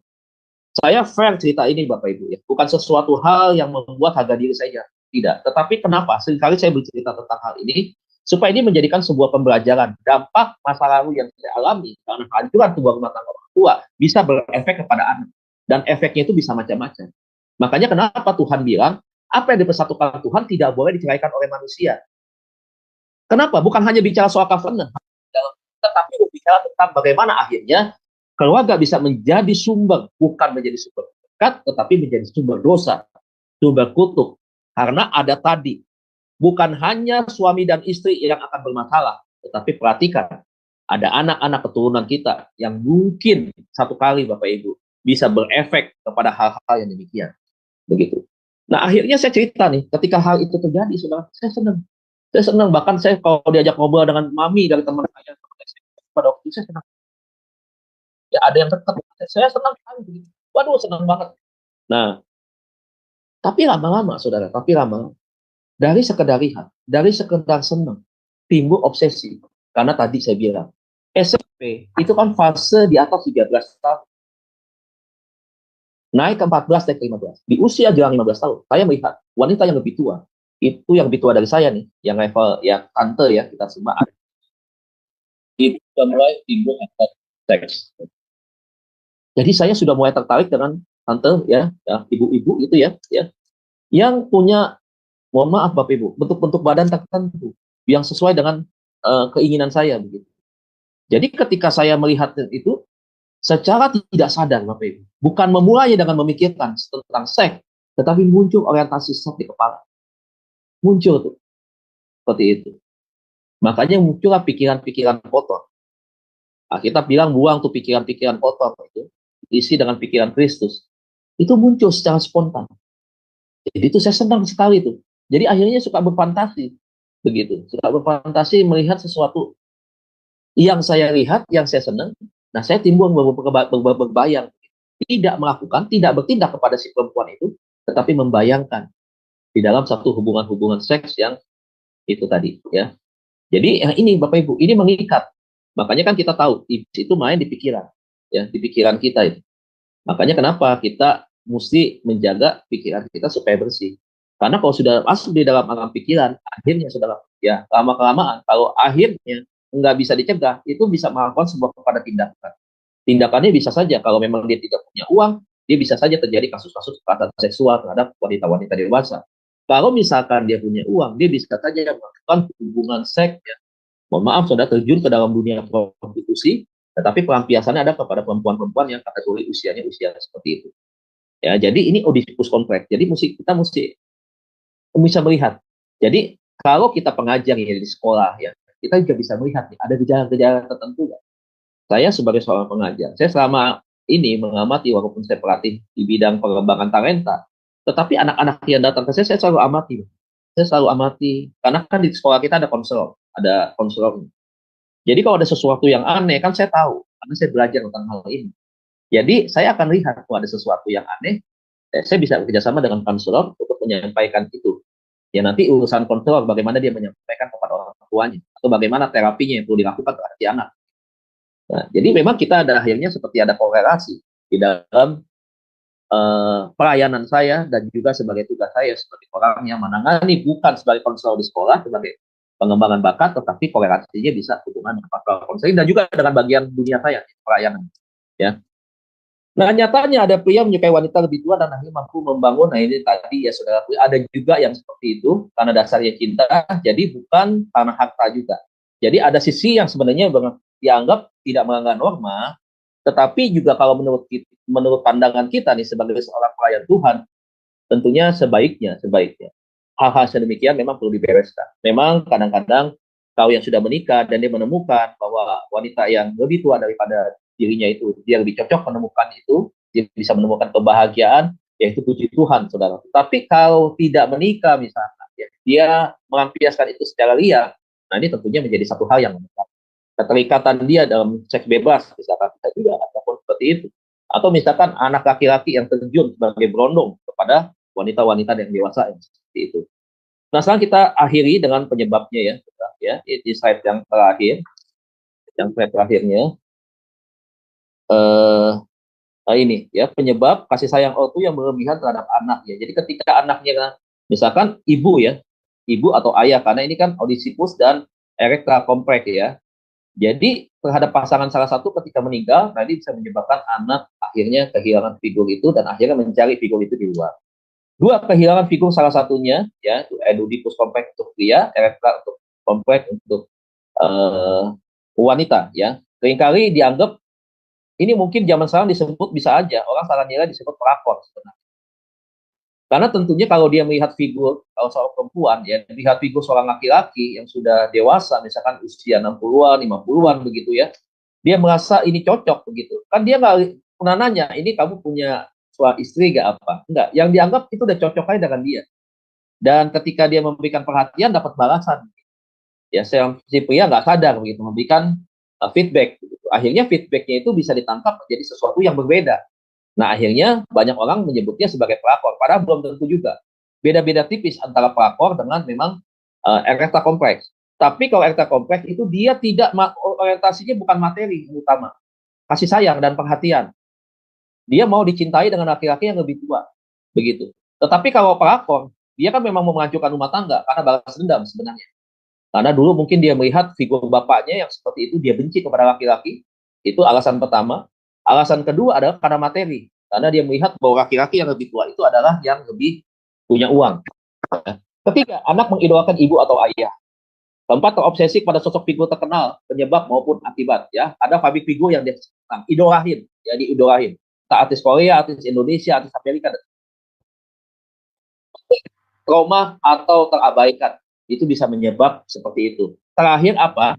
Karena dia perceraian, kemudian timbulkan trauma akibat perceraian orang tua, kemudian dia juga terabaikan, akhirnya ada yang menampung, ada yang menolong. Siapa yang tadi saya cerita misalkan, neneknya misalkan, atau ditinggalkan tantenya misalkan. Nah, dengan tantenya inilah sudah ya, dia akhirnya menemukan figur itu, pengganti yang dia sayangi awalnya, akhirnya tanpa dia sadar lebih daripada kita sayang. 6. Pola asuh ortu atau non ortu. Ya, non ortu bisa ini anak yang dititipkan misalkan anak yatim piatu bisa saja dititipkan entah itu ke saudara ya, saudara yang dari papa atau dari mama, ataupun mungkin juga di panti asuhan, bisa juga seperti itu. Yang ketujuh, merindukan perhatian ortu karena ortunya meninggal. Ini bisa menjadi penyebab ya. Oke, itu saja Bapak Ibu. Yang terakhir adalah gangguan perilaku seksual adalah LGBT. Ada masih kurang lebih 11 atau 12 lagi masuk di dalam gangguan penyimpangan perilaku seksual, tapi yang ini yang saya malam hari ini sampaikan. Demikian Bapak Ibu Saudara sekalian, terima kasih untuk waktu dan kesempatannya. Tuhan Yesus berkati kita semua. Saya kembalikan kepada moderator. Baik, terima kasih Pak dosen kita hari ini, pelajaran yang sangat bagus, memberikan edukasi kepada kita. Bapak Ibu, begitu banyak tipe-tipe dari penyakit-penyakit penyimpangan seksual itu tidak perlu dihafal Bapak Ibu ya, tetapi apabila Anda sebagai konselor ya, Anda perlu sekali mempelajari ini supaya bisa mendeteksi nanti orang-orang yang dilayani oleh Bapak. Dan teman-teman juga yang ada di live chatting juga boleh bertanya ya nanti ya. Nanti bisa bertanya langsung, nanti saya akan bacakan kalau ada pertanyaan. Ada teman saya yang bertanya di dalam WhatsApp saya kurang paham teologi pastoral. Kan Bapak mengajarnya mengenai pastoral ya, pastoral counselingnya. Kemudian dia itu belajarnya di bagian hermeneutik katanya gitu. Yeah. Nah, tolong ditanyakan apakah ada hubungan LGBT dengan Kejadian 6 ayat 2 sehingga Allah menyesal menjadikan manusia dan memusnahkan manusia. Dalam Kejadian 6 ayat 6 sampai 7, di ayat yang ke-7 itu ikut juga binatang dimusnahkan. Apakah binatang ikut dimusnahkan? Kemudian mengapa? Apa ada hubungannya dengan pelajaran malam ini? Dipersilakan untuk menjawabnya Pak dosen. Iya, terima kasih. Pertama saya jawab, apa itu pelajaran pastoral? Pelajaran pastoral itu adalah pelajaran pendampingan, bagian daripada penggembalaan sebenarnya sama di dalam gereja, yaitu bagaimana kita berorientasi kepada proses pemulihan seseorang. Ya, jadi sebenarnya gini, di dalam kekristenan bukan bertobat dulu, bahkan baru dipulihkan. Tidak, sebenarnya ya oke, bertobat, dipulihkan bisa saja, tetapi biasanya kita memulihkan, kemudian menuntut mereka kepada pertobatan. Nah, sehingga mereka bisa maksimal. Nah, di dalam pelayanan pastoral ini adalah pelayanan secara individu berkaitan dengan kehidupan mereka di masa lalu, pemberesan di masa lalu, seperti itu. Pastoral ini berbicara tentang pelayanan kepada kehidupan orang yang berkaitan dengan kegiatan-kegiatan atau kepada mereka-mereka yang pernah menjadi bagian daripada masa lalu tetapi menjadi objek atau korban begitu. Sehingga seringkali kalau nggak dibereskan, ini akan menjadi penghalang untuk mereka ke depannya, itu mereka tidak bisa bertumbuh secara maksimal di dalam rohania. Nah, itu adalah pelayanan daripada pastoral. Kemudian ketika bertanya tadi, apakah ini ada berkaitan sehingga Allah katakan menyesal? Saya percaya yang bertanya itu dia ada karena dia belajar tentang yang menikah, itu adalah bagian daripada pelajaran biblika tentunya. Nah, tafsir. Nah, saya mungkin menyampaikan kata menyesal itu bukan berarti Tuhan itu gagal, Tuhan itu nggak tahu menciptakan manusia itu akan terjadi sesuatu ke depan, bukan nggak tahu sebenarnya. Tuhan tahu. Tetapi yang disesali di sini adalah perilaku manusianya itu. Perilaku manusia itu yang karena kejahatan manusia ya sampai melakukan hal-hal yang tidak wajar. Makanya kan ditulis ya Alkitab, mereka menggantikan persetubuhan-persetubuhan yang tidak wajar. Nah, tadi ditanya, kenapa itu dijadikan pemusnahan oleh Tuhan? Ya, Tuhan menghukum seperti itu. Karena memang sudah sangat menjijikkan kejahatan pada waktu itu berkaitan dengan Sodom dan Gomora. Apakah yang LGBT sekarang misalnya sama dengan hal yang dulu? Sama sebenarnya, sudah ada begitu. Apakah zoofilia juga sudah ada pada zaman dulu? Ya ada sebenarnya, bukan tidak ada gitu. Jadi kalau memang Tuhan musnahkan itu, memang bisa saja ada kaitan dengan hal itu. ya ada hal kaitan seperti itu, Tuhan ingin meregenerasi satu generasi yang memang bisa dipulihkan. Nah, inilah pelajaran daripada pastoral sebenarnya. Nah, dia temukan itu ada pada keluarga Nuh. Nah, ketika itu terjadi, akhirnya kelanjutanlah regenerasi kehidupan kita sampai dengan masa sekarang ini. Nah, jadi kalau tadi ditanya tentang hal itu, apakah ada? Jawabannya ada. Gitu. Makanya peristiwa Sodom dan Gomora itu adalah sebuah peringatan kepada sekarang, zaman sekarang ini, bahwa Tuhan pernah menghancurkan generasi yang seperti ini di zaman dulu. Gitu. Nah, bukan tidak tertutup kemungkinan, ya Tuhan bisa saja melakukan hal yang sama begitu. Tetapi kita nggak pernah tahu cara Tuhan seperti apa. Yang saya tahu bahwa Tuhan memberikan kesempatan kepada mereka. Masih ada waktu dan kesempatan dan kasih Tuhan untuk memulihkan mereka. Nah, bagian pemulihannya ini adalah bagian kami daripada tim pastoral konseling untuk melakukan pemulihan kepada mereka-mereka yang mengalami itu tadi penyimpangan-penyimpangan. Jadi itu jawabannya, Bu Heni. Oke. Saya berharap Bapak ini sedang menyimak ya di YouTube dan dia bisa bisa menerima jawabannya, dan kalau seandainya masih ada lagi Bapak bisa memberikan teks kepada saya di WA ya. Dia tahu nomor WA saya gitu. Baik, apakah ada Bapak Ibu yang di sini yang mau bertanya kepada Pak ini? Oke, ini ada Tanya saja, Bu. Berkaitan dengan saya juga nggak apa-apa, Bu Heni. Tanya aja ketika saya kena auditus compact seperti apa begitu. Tanya aja nggak apa-apa. To the point aja saya jawabnya. Ini ada pertanyaan lagi, Pak.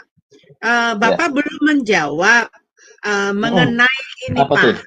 Mengenai mengapa hewan juga ikut dimusnahkan. Nah, itu. Ya, hewan ikut dimusnahkan bisa saja memang Tuhan ingin menciptakan sesuatu yang baru ya. Tentunya ini tafsir kita bisa berbeda-beda tentunya, Pak.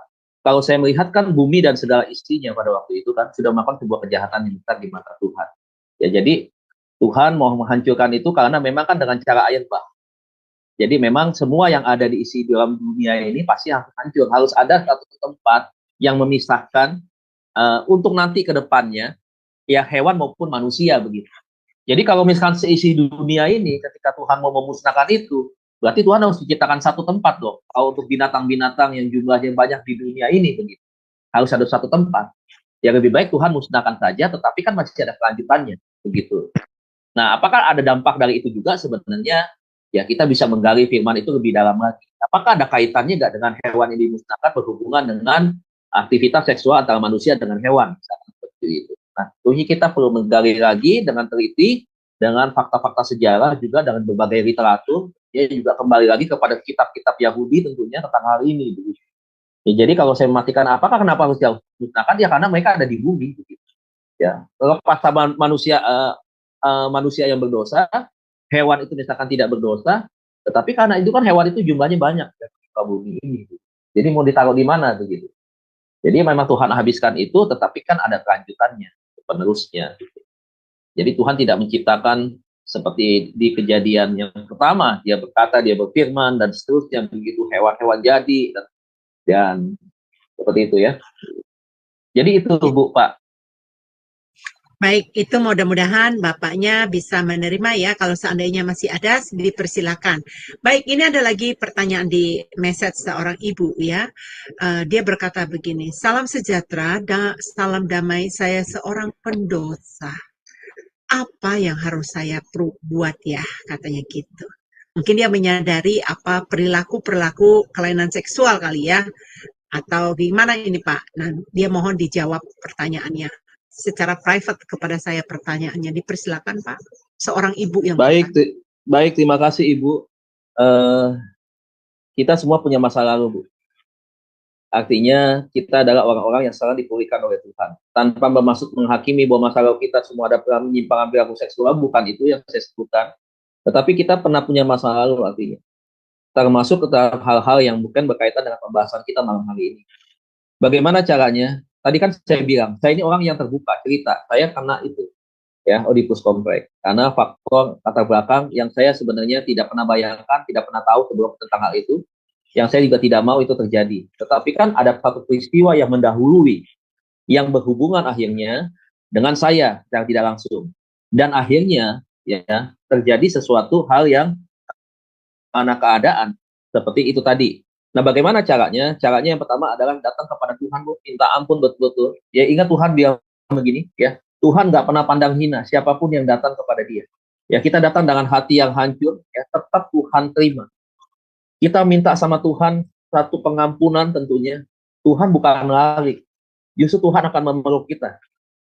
Indahnya pertobatan di dalam Tuhan, pemulihan di dalam Tuhan adalah Tuhan selalu melihat apapun yang kita kerjakan. Dia Allah yang Maha Tahu. Tetapi bukan berarti Dia mendiamkan kita dan membiarkan kita hidup terus di dalam dosa. Dia selalu memberikan kesempatan kepada kita untuk kita kembali datang kepada Dia. Dia selalu menunggu kita di depan pintu. Untuk apa? Untuk kita pulang kembali kepada Dia. Nah, ketika Dia sedang tunggu itulah, di sanalah kita putar arah, kita putar balik datang kepada Tuhan, dan kita menyerahkan hidup kita kepada Tuhan, tetapi didahului dengan sebuah tindakan pengakuan dosa dan mohon pengampunan kepada Tuhan. Setelah itu, ibu harus bangun komitmen, ya, ibu siap dipulihkan, lakukan pelayanan pelepasan, tolak semua perbuatan di dalam nama Tuhan Yesus, itu ya, dan setelah itu tutup bungkus dengan darah Tuhan Yesus Kristus, tubuh, jiwa, dan roh ibu dengan baik, kemudian ibu serahkan hidup ibu ke dalam tangan Tuhan. Dengan cara apa? Ya, dengan cara melayani, dengan cara rajin, beribadah, aktivitas yang membangun kedekatan dengan Tuhan, baca Alkitab, doa, dan hal-hal yang berkaitan dengan bagaimana hubungan kita dengan Tuhan semakin baik. Jadi itu, Bu, yang perlu dilakukan. Tidak ada cara lain, begitu. Karena kalau nggak diputuskan, itu kalau nggak dipulihkan, nggak minta ampun sama Tuhan, itu akan berulang-ulang terus. Nah, setan itu pintar sekali. Ingat, kalau setan sudah mengikat, itu tidak satu masalah sebenarnya. Tidak satu kepada gangguan perilaku penyimpangan seksual, dia akan membawa ke yang lain-lain. Itulah setan. Jahatnya di situ ya. Iblis itu pintar sekali untuk mengikat orang. Makanya ya, kita harus itu tadi, datang kepada Tuhan. Sebab hanya Tuhan yang memampukan. Pendeta nggak mampu. Ya, pendeta juga manusia. Tapi pendeta hanya perantara untuk Tuhan sendiri yang bekerja di antara pendeta dan juga si orang yang mau dilayani. Jadi itu ya, Bu ya. Iya. Baik, Ibu, Ibu yang terkasih, saya meninggalkan nomor WA saya. Ibu bisa menghubungi saya, nanti kita bisa ngobrol banyak ya, Bu ya. Jangan khawatir karena ada solusi yang tepat yang akan Tuhan berikan kepada Ibu. Dan Bapak Pendeta Dedi Kurniawan juga bersedia membuka waktunya untuk konseling pribadi buat kalian. Nanti janji di Zoom Sema Adonai akan dilakukan di break room ya. Nanti kalau perempuan saya akan dampingi, kalau laki-laki mungkin bisa berhubungan langsung dengan Bapak Pendeta Dedi Kurniawan ya. Dan Bapak Ibu masih adakah pertanyaan lain, dipersilakan. Kemudian ada lagi pertanyaan nih Pak. Mengenai tadi jawaban Bapak mengenai di kitab Kejadian, itu di Kejadian 1 ayat 26 dan Kejadian ayat 28 tadi, itu apakah jawabannya ada sedikit salah tafsir atau bagaimana ya? Karena apa? Manusia diberikan kuasa menaklukkan hewan. Jadi bukan karena hewan banyak, tetapi oleh perilaku manusia yang jahat juga mempengaruhi hewan. Misalnya hubungan seksnya manusia dengan hewan. Jadi akibat ulah manusia yang jahat mempengaruhi kehidupan dunia hewan. Apakah demikian, Pak? Ya bisa saja, Bu. Kenapa tidak? Sejak manusia jatuh ke dalam dosa kan hal-hal yang tidak pernah kita bayangkan di dalam pikiran yang kudus kan bisa saja mungkin bisa terjadi begitu. Tetapi kan kalau kita melihat menguasai itu kan bukan berarti kita itu bisa melakukan hubungan yang seperti itu. Masa iya itu pikiran dari Tuhan? Kalau kita pikir itu, Kejadian 1, 26, 27. Yang Tuhan mau adalah bagaimana kita berkuasa itu. Artinya status kita sebagai manusia itu adalah lebih tinggi daripada hewan. Begitu. Nah, Tuhan menciptakan kita itu berkuasa untuk maksudnya apa? Kita bisa saja. Misalkan, kalau zaman dulu kan manusia baru pertama kali makan daging itu, ya kan? Artinya kita berkuasa dalam hal itu untuk mengatur mereka. Untuk mengatur itu, untuk bisa menjaga mereka, merawat mereka, untuk bisa mengembangkan mereka, begitu kan? Nah, itu adalah bagian-bagian yang Tuhan kasih kepada manusia untuk menaklukkan itu. Makanya tadi saya bilang kita perlu belajar lagi pada bahasa-bahasa aslinya untuk kita bisa melihat kata menaklukkan itu apa, gitu. Nah, itu adalah bagian daripada proses biblika dan hermeneutik sebenarnya kita belajar, gitu. Nah, itu bisa saja, tetapi bukan berarti kita bebas, kita bisa berhubungan dengan hewan, bukan itu. Bukan, ya, karena Tuhan pasti yang kata taklukkan itu adalah sesuatu yang positif pasti, bukan sesuatu yang negatif begitu. Nah, akibat dosa bisa saja itu terjadi seperti itu. Bisa, karena kan yang sudah mengendalikan sudah bukan Tuhan. Ketika manusia jatuh di dalam dosa kan, yang mengendalikan siapa?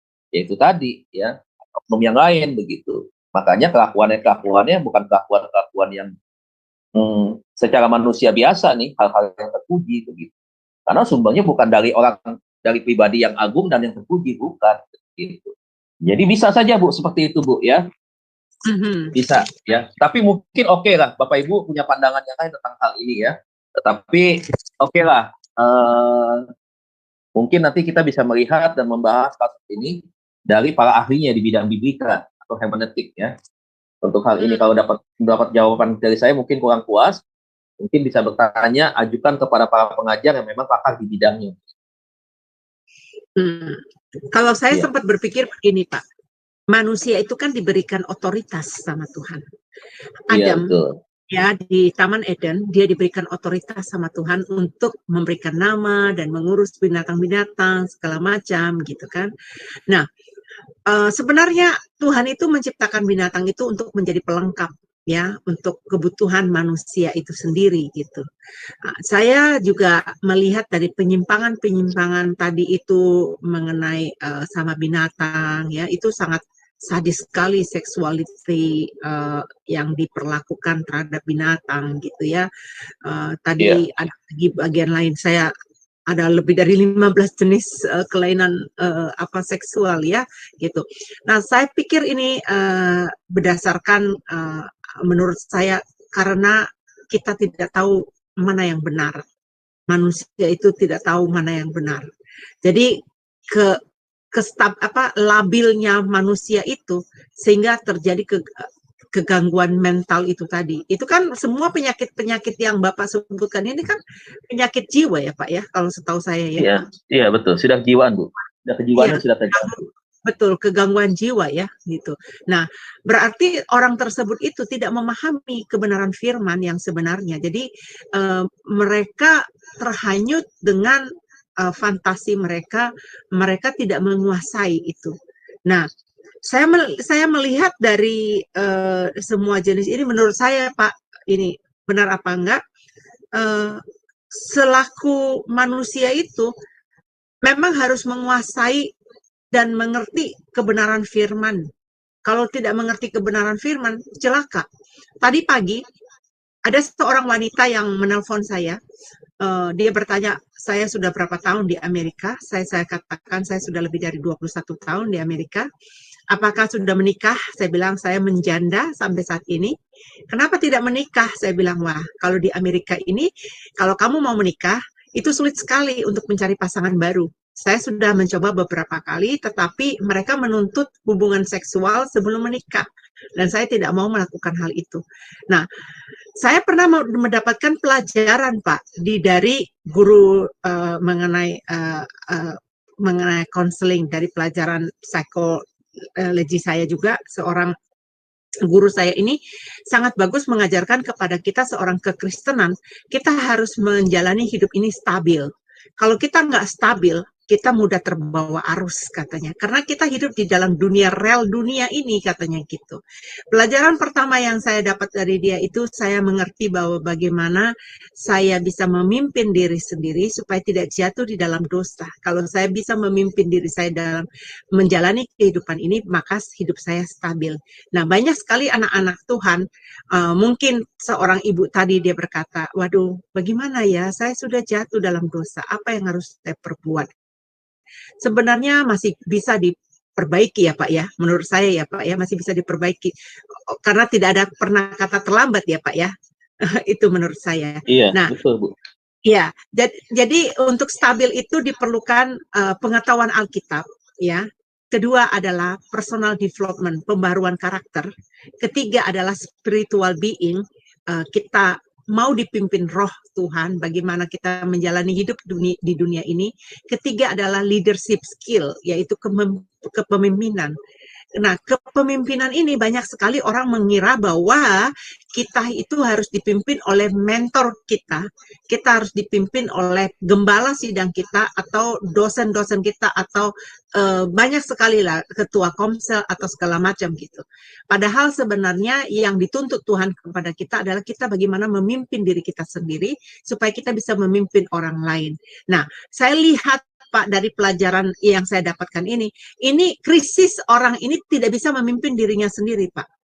Makanya dia jatuh di dalam penyimpangan seksual ini terjadi. Ini saya punya teman, Pak. Teman saya wanita yang senangnya sama pria berondong. Oh, kalau sama pria berondong, Pak, nafsunya benar nggak ada gairahnya katanya gitu. Tapi kalau melihat pria-pria yang usianya yang lebih tua dari dia atau apa, nggak nafsu dia. Dan sehingga dia jatuh di dalam roman sekarang, usia pria itu separuh umur dari umurnya. Persis separuh umur. Dan yang sangat mirisnya hati, ini beragama beda, Pak. Beragama seberang. Ya, dan ada contoh-contoh di dalam gereja, di dalam pelayanan-pelayanan saya sebelumnya, wanita Kristen juga itu dari orang Middle East sana. Mereka hanya romantis, ya. Mereka itu kan orang yang kayak orang Arab kalau jual obat kan manis di mulut ya. Promosinya hebat banget gitu ya, Pak ya. Tapi begitu menikah, Pak, miris sekali. Bahkan sudah punya anak, Pak. Laki-lakinya malah bertaring. Yang tadinya tidak bertaring, malah sekarang bertaring. Malah yang saya lihat ya, Pak ya, akhirnya wanita ini tidak bisa berbuat apa-apa. Sudah telanjur, sudah punya anak, gitu. Nah, ini kan gangguan kejiwaan ini bisa membuat orang semakin fatal ya, Pak ya, di dalam mengambil sikap. Nah, itu yang saya sangat ini. Nah, bagaimana cara mengatasi ini, Pak? Apakah ada treatment atau ada cara solusi yang lain supaya orang ini terbebas? Iya. Kalau kita non-Kristen, kita umum, otomatis jalan satunya selalu minta tolongnya ada ke psikolog. Itu. Psikolog pasti penanganannya ke psikolog. Nah, efektif apa pelayanannya? Saya nggak bisa mengatakan seperti apa begitu, tergantung ya. Bukan berarti juga saya menyepelekan peran daripada psikolog, tidak. Tapi kalau saya melihat yang paling cepat, yang paling mampu untuk memulihkan hanyalah kebenaran yang terus mati, kuasa Tuhan yang mampu mempercepat. Kan berkali-kali saya bilang pelayanan pastoral counseling itu bukan yang paling hebat. Yang hebat adalah Tuhan. Jadi Tuhan itu bekerja.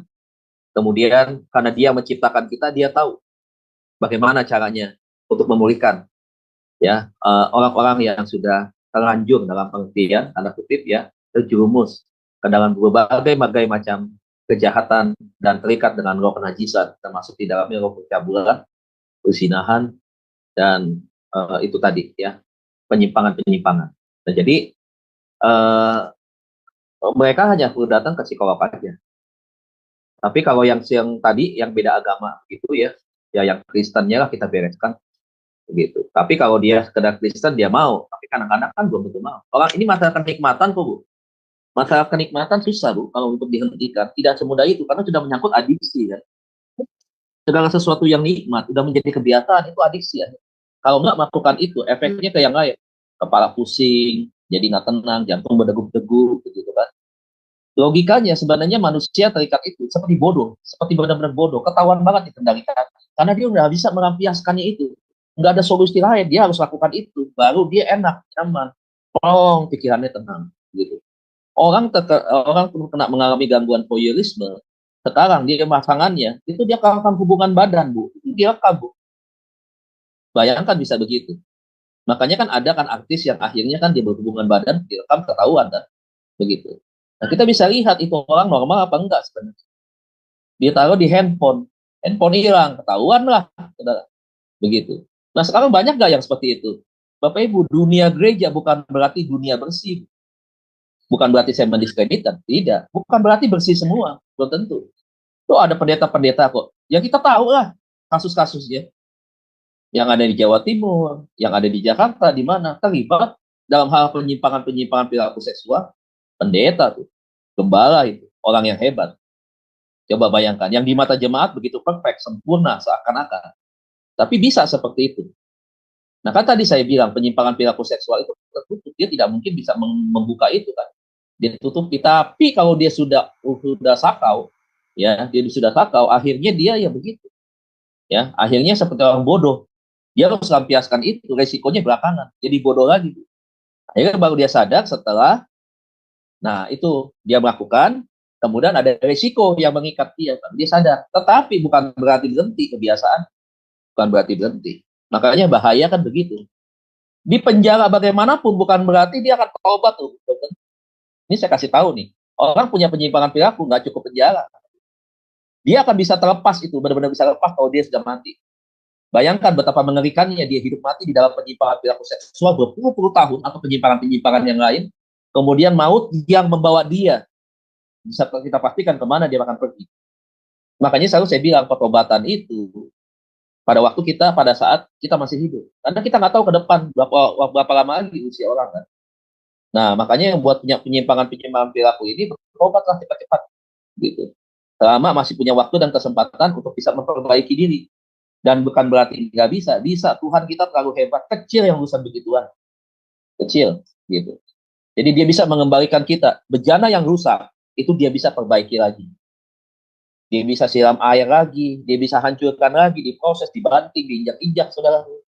Ya, kemudian artinya ada kesakitan-kesakitan, memang ada beban yang harus kita terima, begitu. Tetapi lihat, dia akan bentuk ulang bejana itu. Menjadi bejana yang punya nilai. Bejana yang mahal. Buat teman-teman yang punya penyimpangan perilaku seksual, Anda sekarang kotor di hadapan Tuhan, ya. Tetapi bukan berarti Tuhan mau menghukum dan membiarkan Anda hidup di dalam kekotoran. Tuhan sedang menunggu Anda untuk Anda sadar, bertobat, mau kembali kepada Tuhan. Anda akan diproses Tuhan, diubahkan Tuhan menjadi bejana yang termahal, terindah oleh tangan Tuhan sendiri. Pertanyaannya sekarang, mau bertobat apa enggak? Kembali kepada diri kita. Jangan kaitan dengan free will, begitu. Ya. Ya, yuk kita kembali. Mau bertobat apa enggak? Ya, sekarang orang masalahnya apa? Enak, Bu. Segala sesuatu penyimpangan seksual ini enak, Bu. Begitu. Nyaman. Biar orang pikirannya tenang, begitu. Jadi bersemangat, bergairah.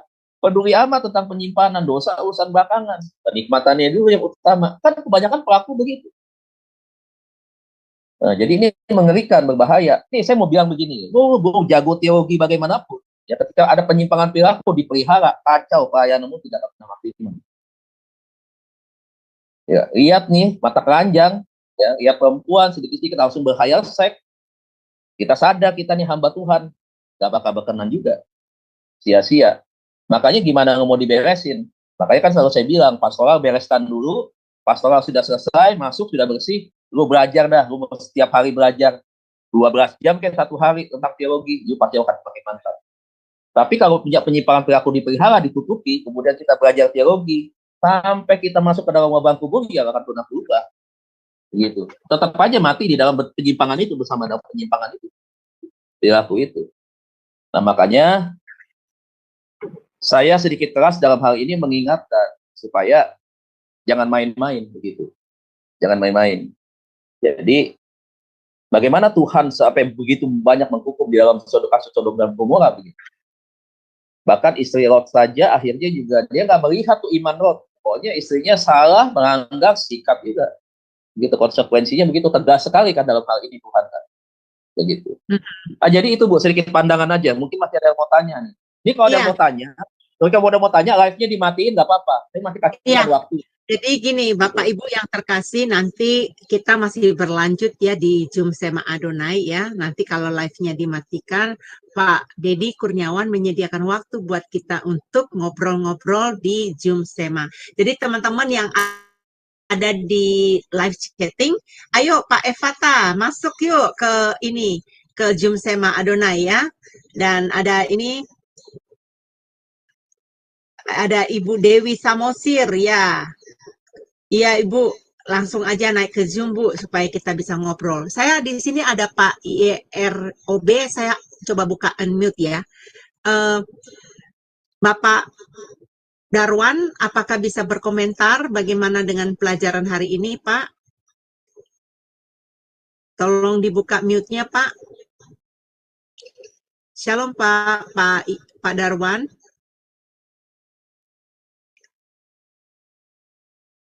Ya, ini masih di mute ya, Pak. Alkitab berkata begini, Bu. Hendaklah engkau sekali mengaku dosamu supaya engkau sembuh. Mengaku dosanya kepada siapa? Pertama kepada Tuhan. Yang kedua kepada hamba Tuhan yang memang Tuhan percayakan untuk hal itu. Jadi bukan mengaku dosa gitu kita publikasi ke pasar, kemana-kemana, bukan. Tapi maksudnya hal yang ditangkap adalah bagaimana kita mengaku. Hendakkah engkau mengaku dosamu? Dosa apa sih? Ya macam-macam dosa lah, termasuk dosa-dosa yang model-model begini kan. Betul. Begitu. Supaya kau sembuh. Pulih maksudnya.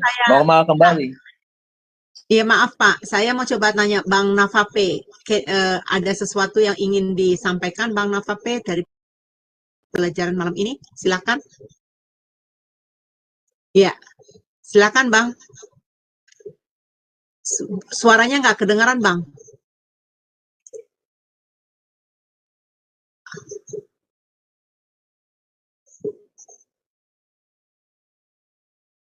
Nggak kedengaran Bang suaranya. Nggak kedengaran. Sekarang tidak kedengaran juga? Sekarang barusan kedengaran. Ya, sekarang barusan. Silakan Bang Navape. Oh iya. Terima kasih Sister untuk waktunya. Ya. Tadi saya mendengarkan ya panjang lebar tentang penjelasan tentang penyimpangan-penyimpangan yang begitu banyak, dan itu juga belum semua yang terlihat. Saya berdoa sebagai seorang yang dulu pernah jadi korban, jadi pelaku, dan pernah mengalami salah satu penyimpangan dari yang disebutkan kurang lebih 15 tahun. Itu bukan suatu waktu yang singkat. Dan untuk bisa mendapatkan roh pertobatan itu tidak seperti mujizat yang satu hari selesai. Jadi saya berdoa untuk kita semua menjadikan ini jangan stop cuman sampai ini sekedar informasi, tetapi biarlah di hati kita mempunyai beban untuk mengecek minimal keluarga kita di rumah, dan kalaupun ada yang seperti itu, kita berusaha untuk menerima mereka, tapi menolak perbuatannya dengan harga yang mahal untuk dibayar. Saya untuk mendapatkan roh pertobatan untuk satu item penyimpangan itu saja butuh proses 2 tahun untuk bisa mendapatkan roh pertobatan ini, karena ini kedagingan yang ditunggangi oleh roh-roh jahat. Kalau kedagingan itu nggak bisa ditengking, hanya bisa diusahakan dengan usaha yang sangat keras dengan pimpinan Roh Kudus. Kalau cuma sekedar mendengar akan sia-sia karena korbannya semakin banyak. Barusan saya juga mendengar bahwa ada salah satu gereja besar, orang tuanya menjadi kanseler pernikahan, tapi anaknya melakukan seperti salah satu yang sudah disampaikan. Mungkin 2 item ya. Dia tukar-menukar pasangan, terus dengan anak kecil juga. Iya. Padahal orang tuanya kanseler di gereja besar untuk mengkonseling orang-orang yang menikah. Wow. Tapi anaknya sendiri seperti itu. Nah, itu udah ada di sekitar kita. Jadi, mari saya mengajak teman-teman saudara-saudara saya semua, ini bukan suatu informasi sekedar masuk kiri keluar kanan, tetapi inilah memang fakta kehidupan. Kalau kita tidak bisa membuktikan bagaimana hidup dalam roh itu, hanya dengan mementingkan kedagingan saja, nggak akan bisa lepas. Begitu saja, Sister ini. Terima kasih, Pak. Terima kasih ya. Bang Navapai, saya sih berharap ya, Bang Navapai ini kan sudah dipulihkan oleh Tuhan, sudah mengenal Tuhan. Saya berharap bisa menjadi pembicara gereja-gereja perlu Bang Navapai ini menjadi pembicara untuk bisa menyampaikan ya, bagaimana Tuhan mengubahkan ini gitu ya, supaya jangan sampai terjadi ini yang tadi nih, ya, yang hal-hal yang kita sebutkan ini berkaitan dengan yang pernah Bang Manobar alamin gitu, Bang Papai alamin, supaya jadi pengetahuan pembekalan buat anak-anak muda supaya tidak semakin banyak anak-anak muda yang terjerumus. Dan gereja nggak boleh ada pola pembiaran, nggak boleh. Kan sama juga di dalam keluarganya tidak boleh ada pola asuh yang pola pembiaran, masa bodoh, nggak bisa begitu. Nah kalau enggak, generasi muda gereja akan makin banyak hancur. Konselor capek, Bu. Emang pelayanan konselor memang tugas tanggung jawabnya, tapi ada unsur kesengajaan kalau begini, ayat. Membiarkan begitu aja. Nah, mungkin bisa saja kan memang nggak pakai inisial, kemudian wajah tidak perlu ditampilkan, begitu kan. Ya itu kembali lagi kepada privasi daripada Bang Papai sendiri. Gitu. Tapi yang terpenting adalah kesaksian hidupnya ini. Ini sangat luar biasa nih. Nah saya sendiri kan saya pendeta Bu, hari ini gembala. Tapi kan saya juga bercerita tentang bahwa saya punya masa lalu, Oedipus kompleks yang saya alami. Saya senang banget tuh dengan tante-tante kan, gitu kan. Tapi setelah saya dipulihkan, saya mengaku dengan mulut saya terkena Oedipus kompleks. Saya begini-begini. Ya saya menikah dengan istri saya seusia. Istri saya bukan berarti udah misalkan salah usia saya 49. Tiba-tiba istri saya usia 63 misalkan, atau umur mama saya misalkan begitu. Ya enggak, istri saya kan usia nih. Begitu. Jadi, itu tadi. Jadi cerita aja, biar untuk jadi bahan pembelajaran supaya memang iblis ini pertama dipermalukan cara kerja. Yang kedua adalah semakin sedikit mereka yang terjerumus ke dalam bentuk-bentuk penyimpangan seperti ini. Itu Bu, ya, makasih. Bang Papai luar biasa, keren, mantap, dan siap. Jadi berkat, saya doakan selalu. Iya, baik. Luar biasa. Terakhir saya mau minta Pak Darwan. Pak Darwan bisa buka mute-nya. Adakah Bapak bisa memberikan sedikit ini monitor Pak Darwan? Baik, kayaknya dia nggak nyaut ya. Baik Bapak Ibu yang terkasih, kami nanti di Zoom Sema Adonai tidak akan turun dari sini. Jadi Bapak Ibu yang mau ikut berdiskusi bersama kami ya di Zoom Sema Adonai, Bapak Ibu silakan naik di Zoom karena sebentar lagi live kita akan diselesaikan, sudah lebih dari 2 jam. Dan saya minta kepada Bapak Dedi untuk tutup closing dan kemudian berdoa buat kami. Dipersilakan Pak.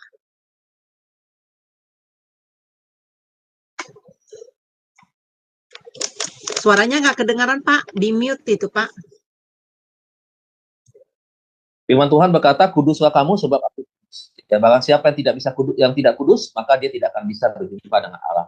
Ini adalah pelayanan inti daripada pastoral konseling, membawa kita kepada kekudusan Allah. Mari kita berdoa, kita tutup acara ini di dalam berkat Tuhan. Tuhan, kami berdoa, terima kasih buat malam hari ini. Kami sudah melewati pelajaran bersama di dalam serial pengajaran pastoral konseling, di mana kami membahas tentang penyimpangan perilaku seksual, seperti yang Tuhan sudah peringatkan di dalam kita. Terima kasih Tuhan, kami sudah belajar, kiranya menjadi berkat bagi kami, tidak hanya Tuhan bagi Sema Adonai, tetapi juga bagi banyak orang yang Tuhan lewat jalan YouTube yang akan terus menjadi berkat. Terima kasih Tuhan. Saat ini kami akan melanjutkan aktivitas kami. Tuhan kiranya menolong dan menyertai kami. Mari Bapak Ibu angkat kedua tangan kita, terima berkat kepada Tuhan. Kekasih Tuhan, terima berkat Allah Bapa kita di surga. Cinta kasih daripada Tuhan kita Yesus Kristus, pertolongan penghiburan penyataan Roh Kudus akan terus menyertai kita mulai malam hari ini sampai Tuhan Yesus datang lewat awan permai menjemput kita, menjadikan kita semua pemenang, bahkan lebih daripada pemenang yang percaya dan berkati bersama-sama kita katakan. Amin. Terima kasih Bapak Ibu saudara sekalian. Sampai jumpa dengan Baik, Bapak Ibu yang terkasih di dalam Tuhan, saya mengucapkan terima kasih dari Zoom Sema Adonai. Minggu depan, hari Sabtu depan, Bapak Pendeta Dedi akan melanjutkan pelajaran konseling ya. Jadi pelajaran berikutnya tunggu nanti pemberitahuan dari kami. Dan Bapak Ibu stay tune ya bersama kami. Sebentar saya akan ending dulu acaranya dan kita terus berdiskusi dengan Bapak Pendeta Dedi Kurniawan. God bless, Tuhan memberkati.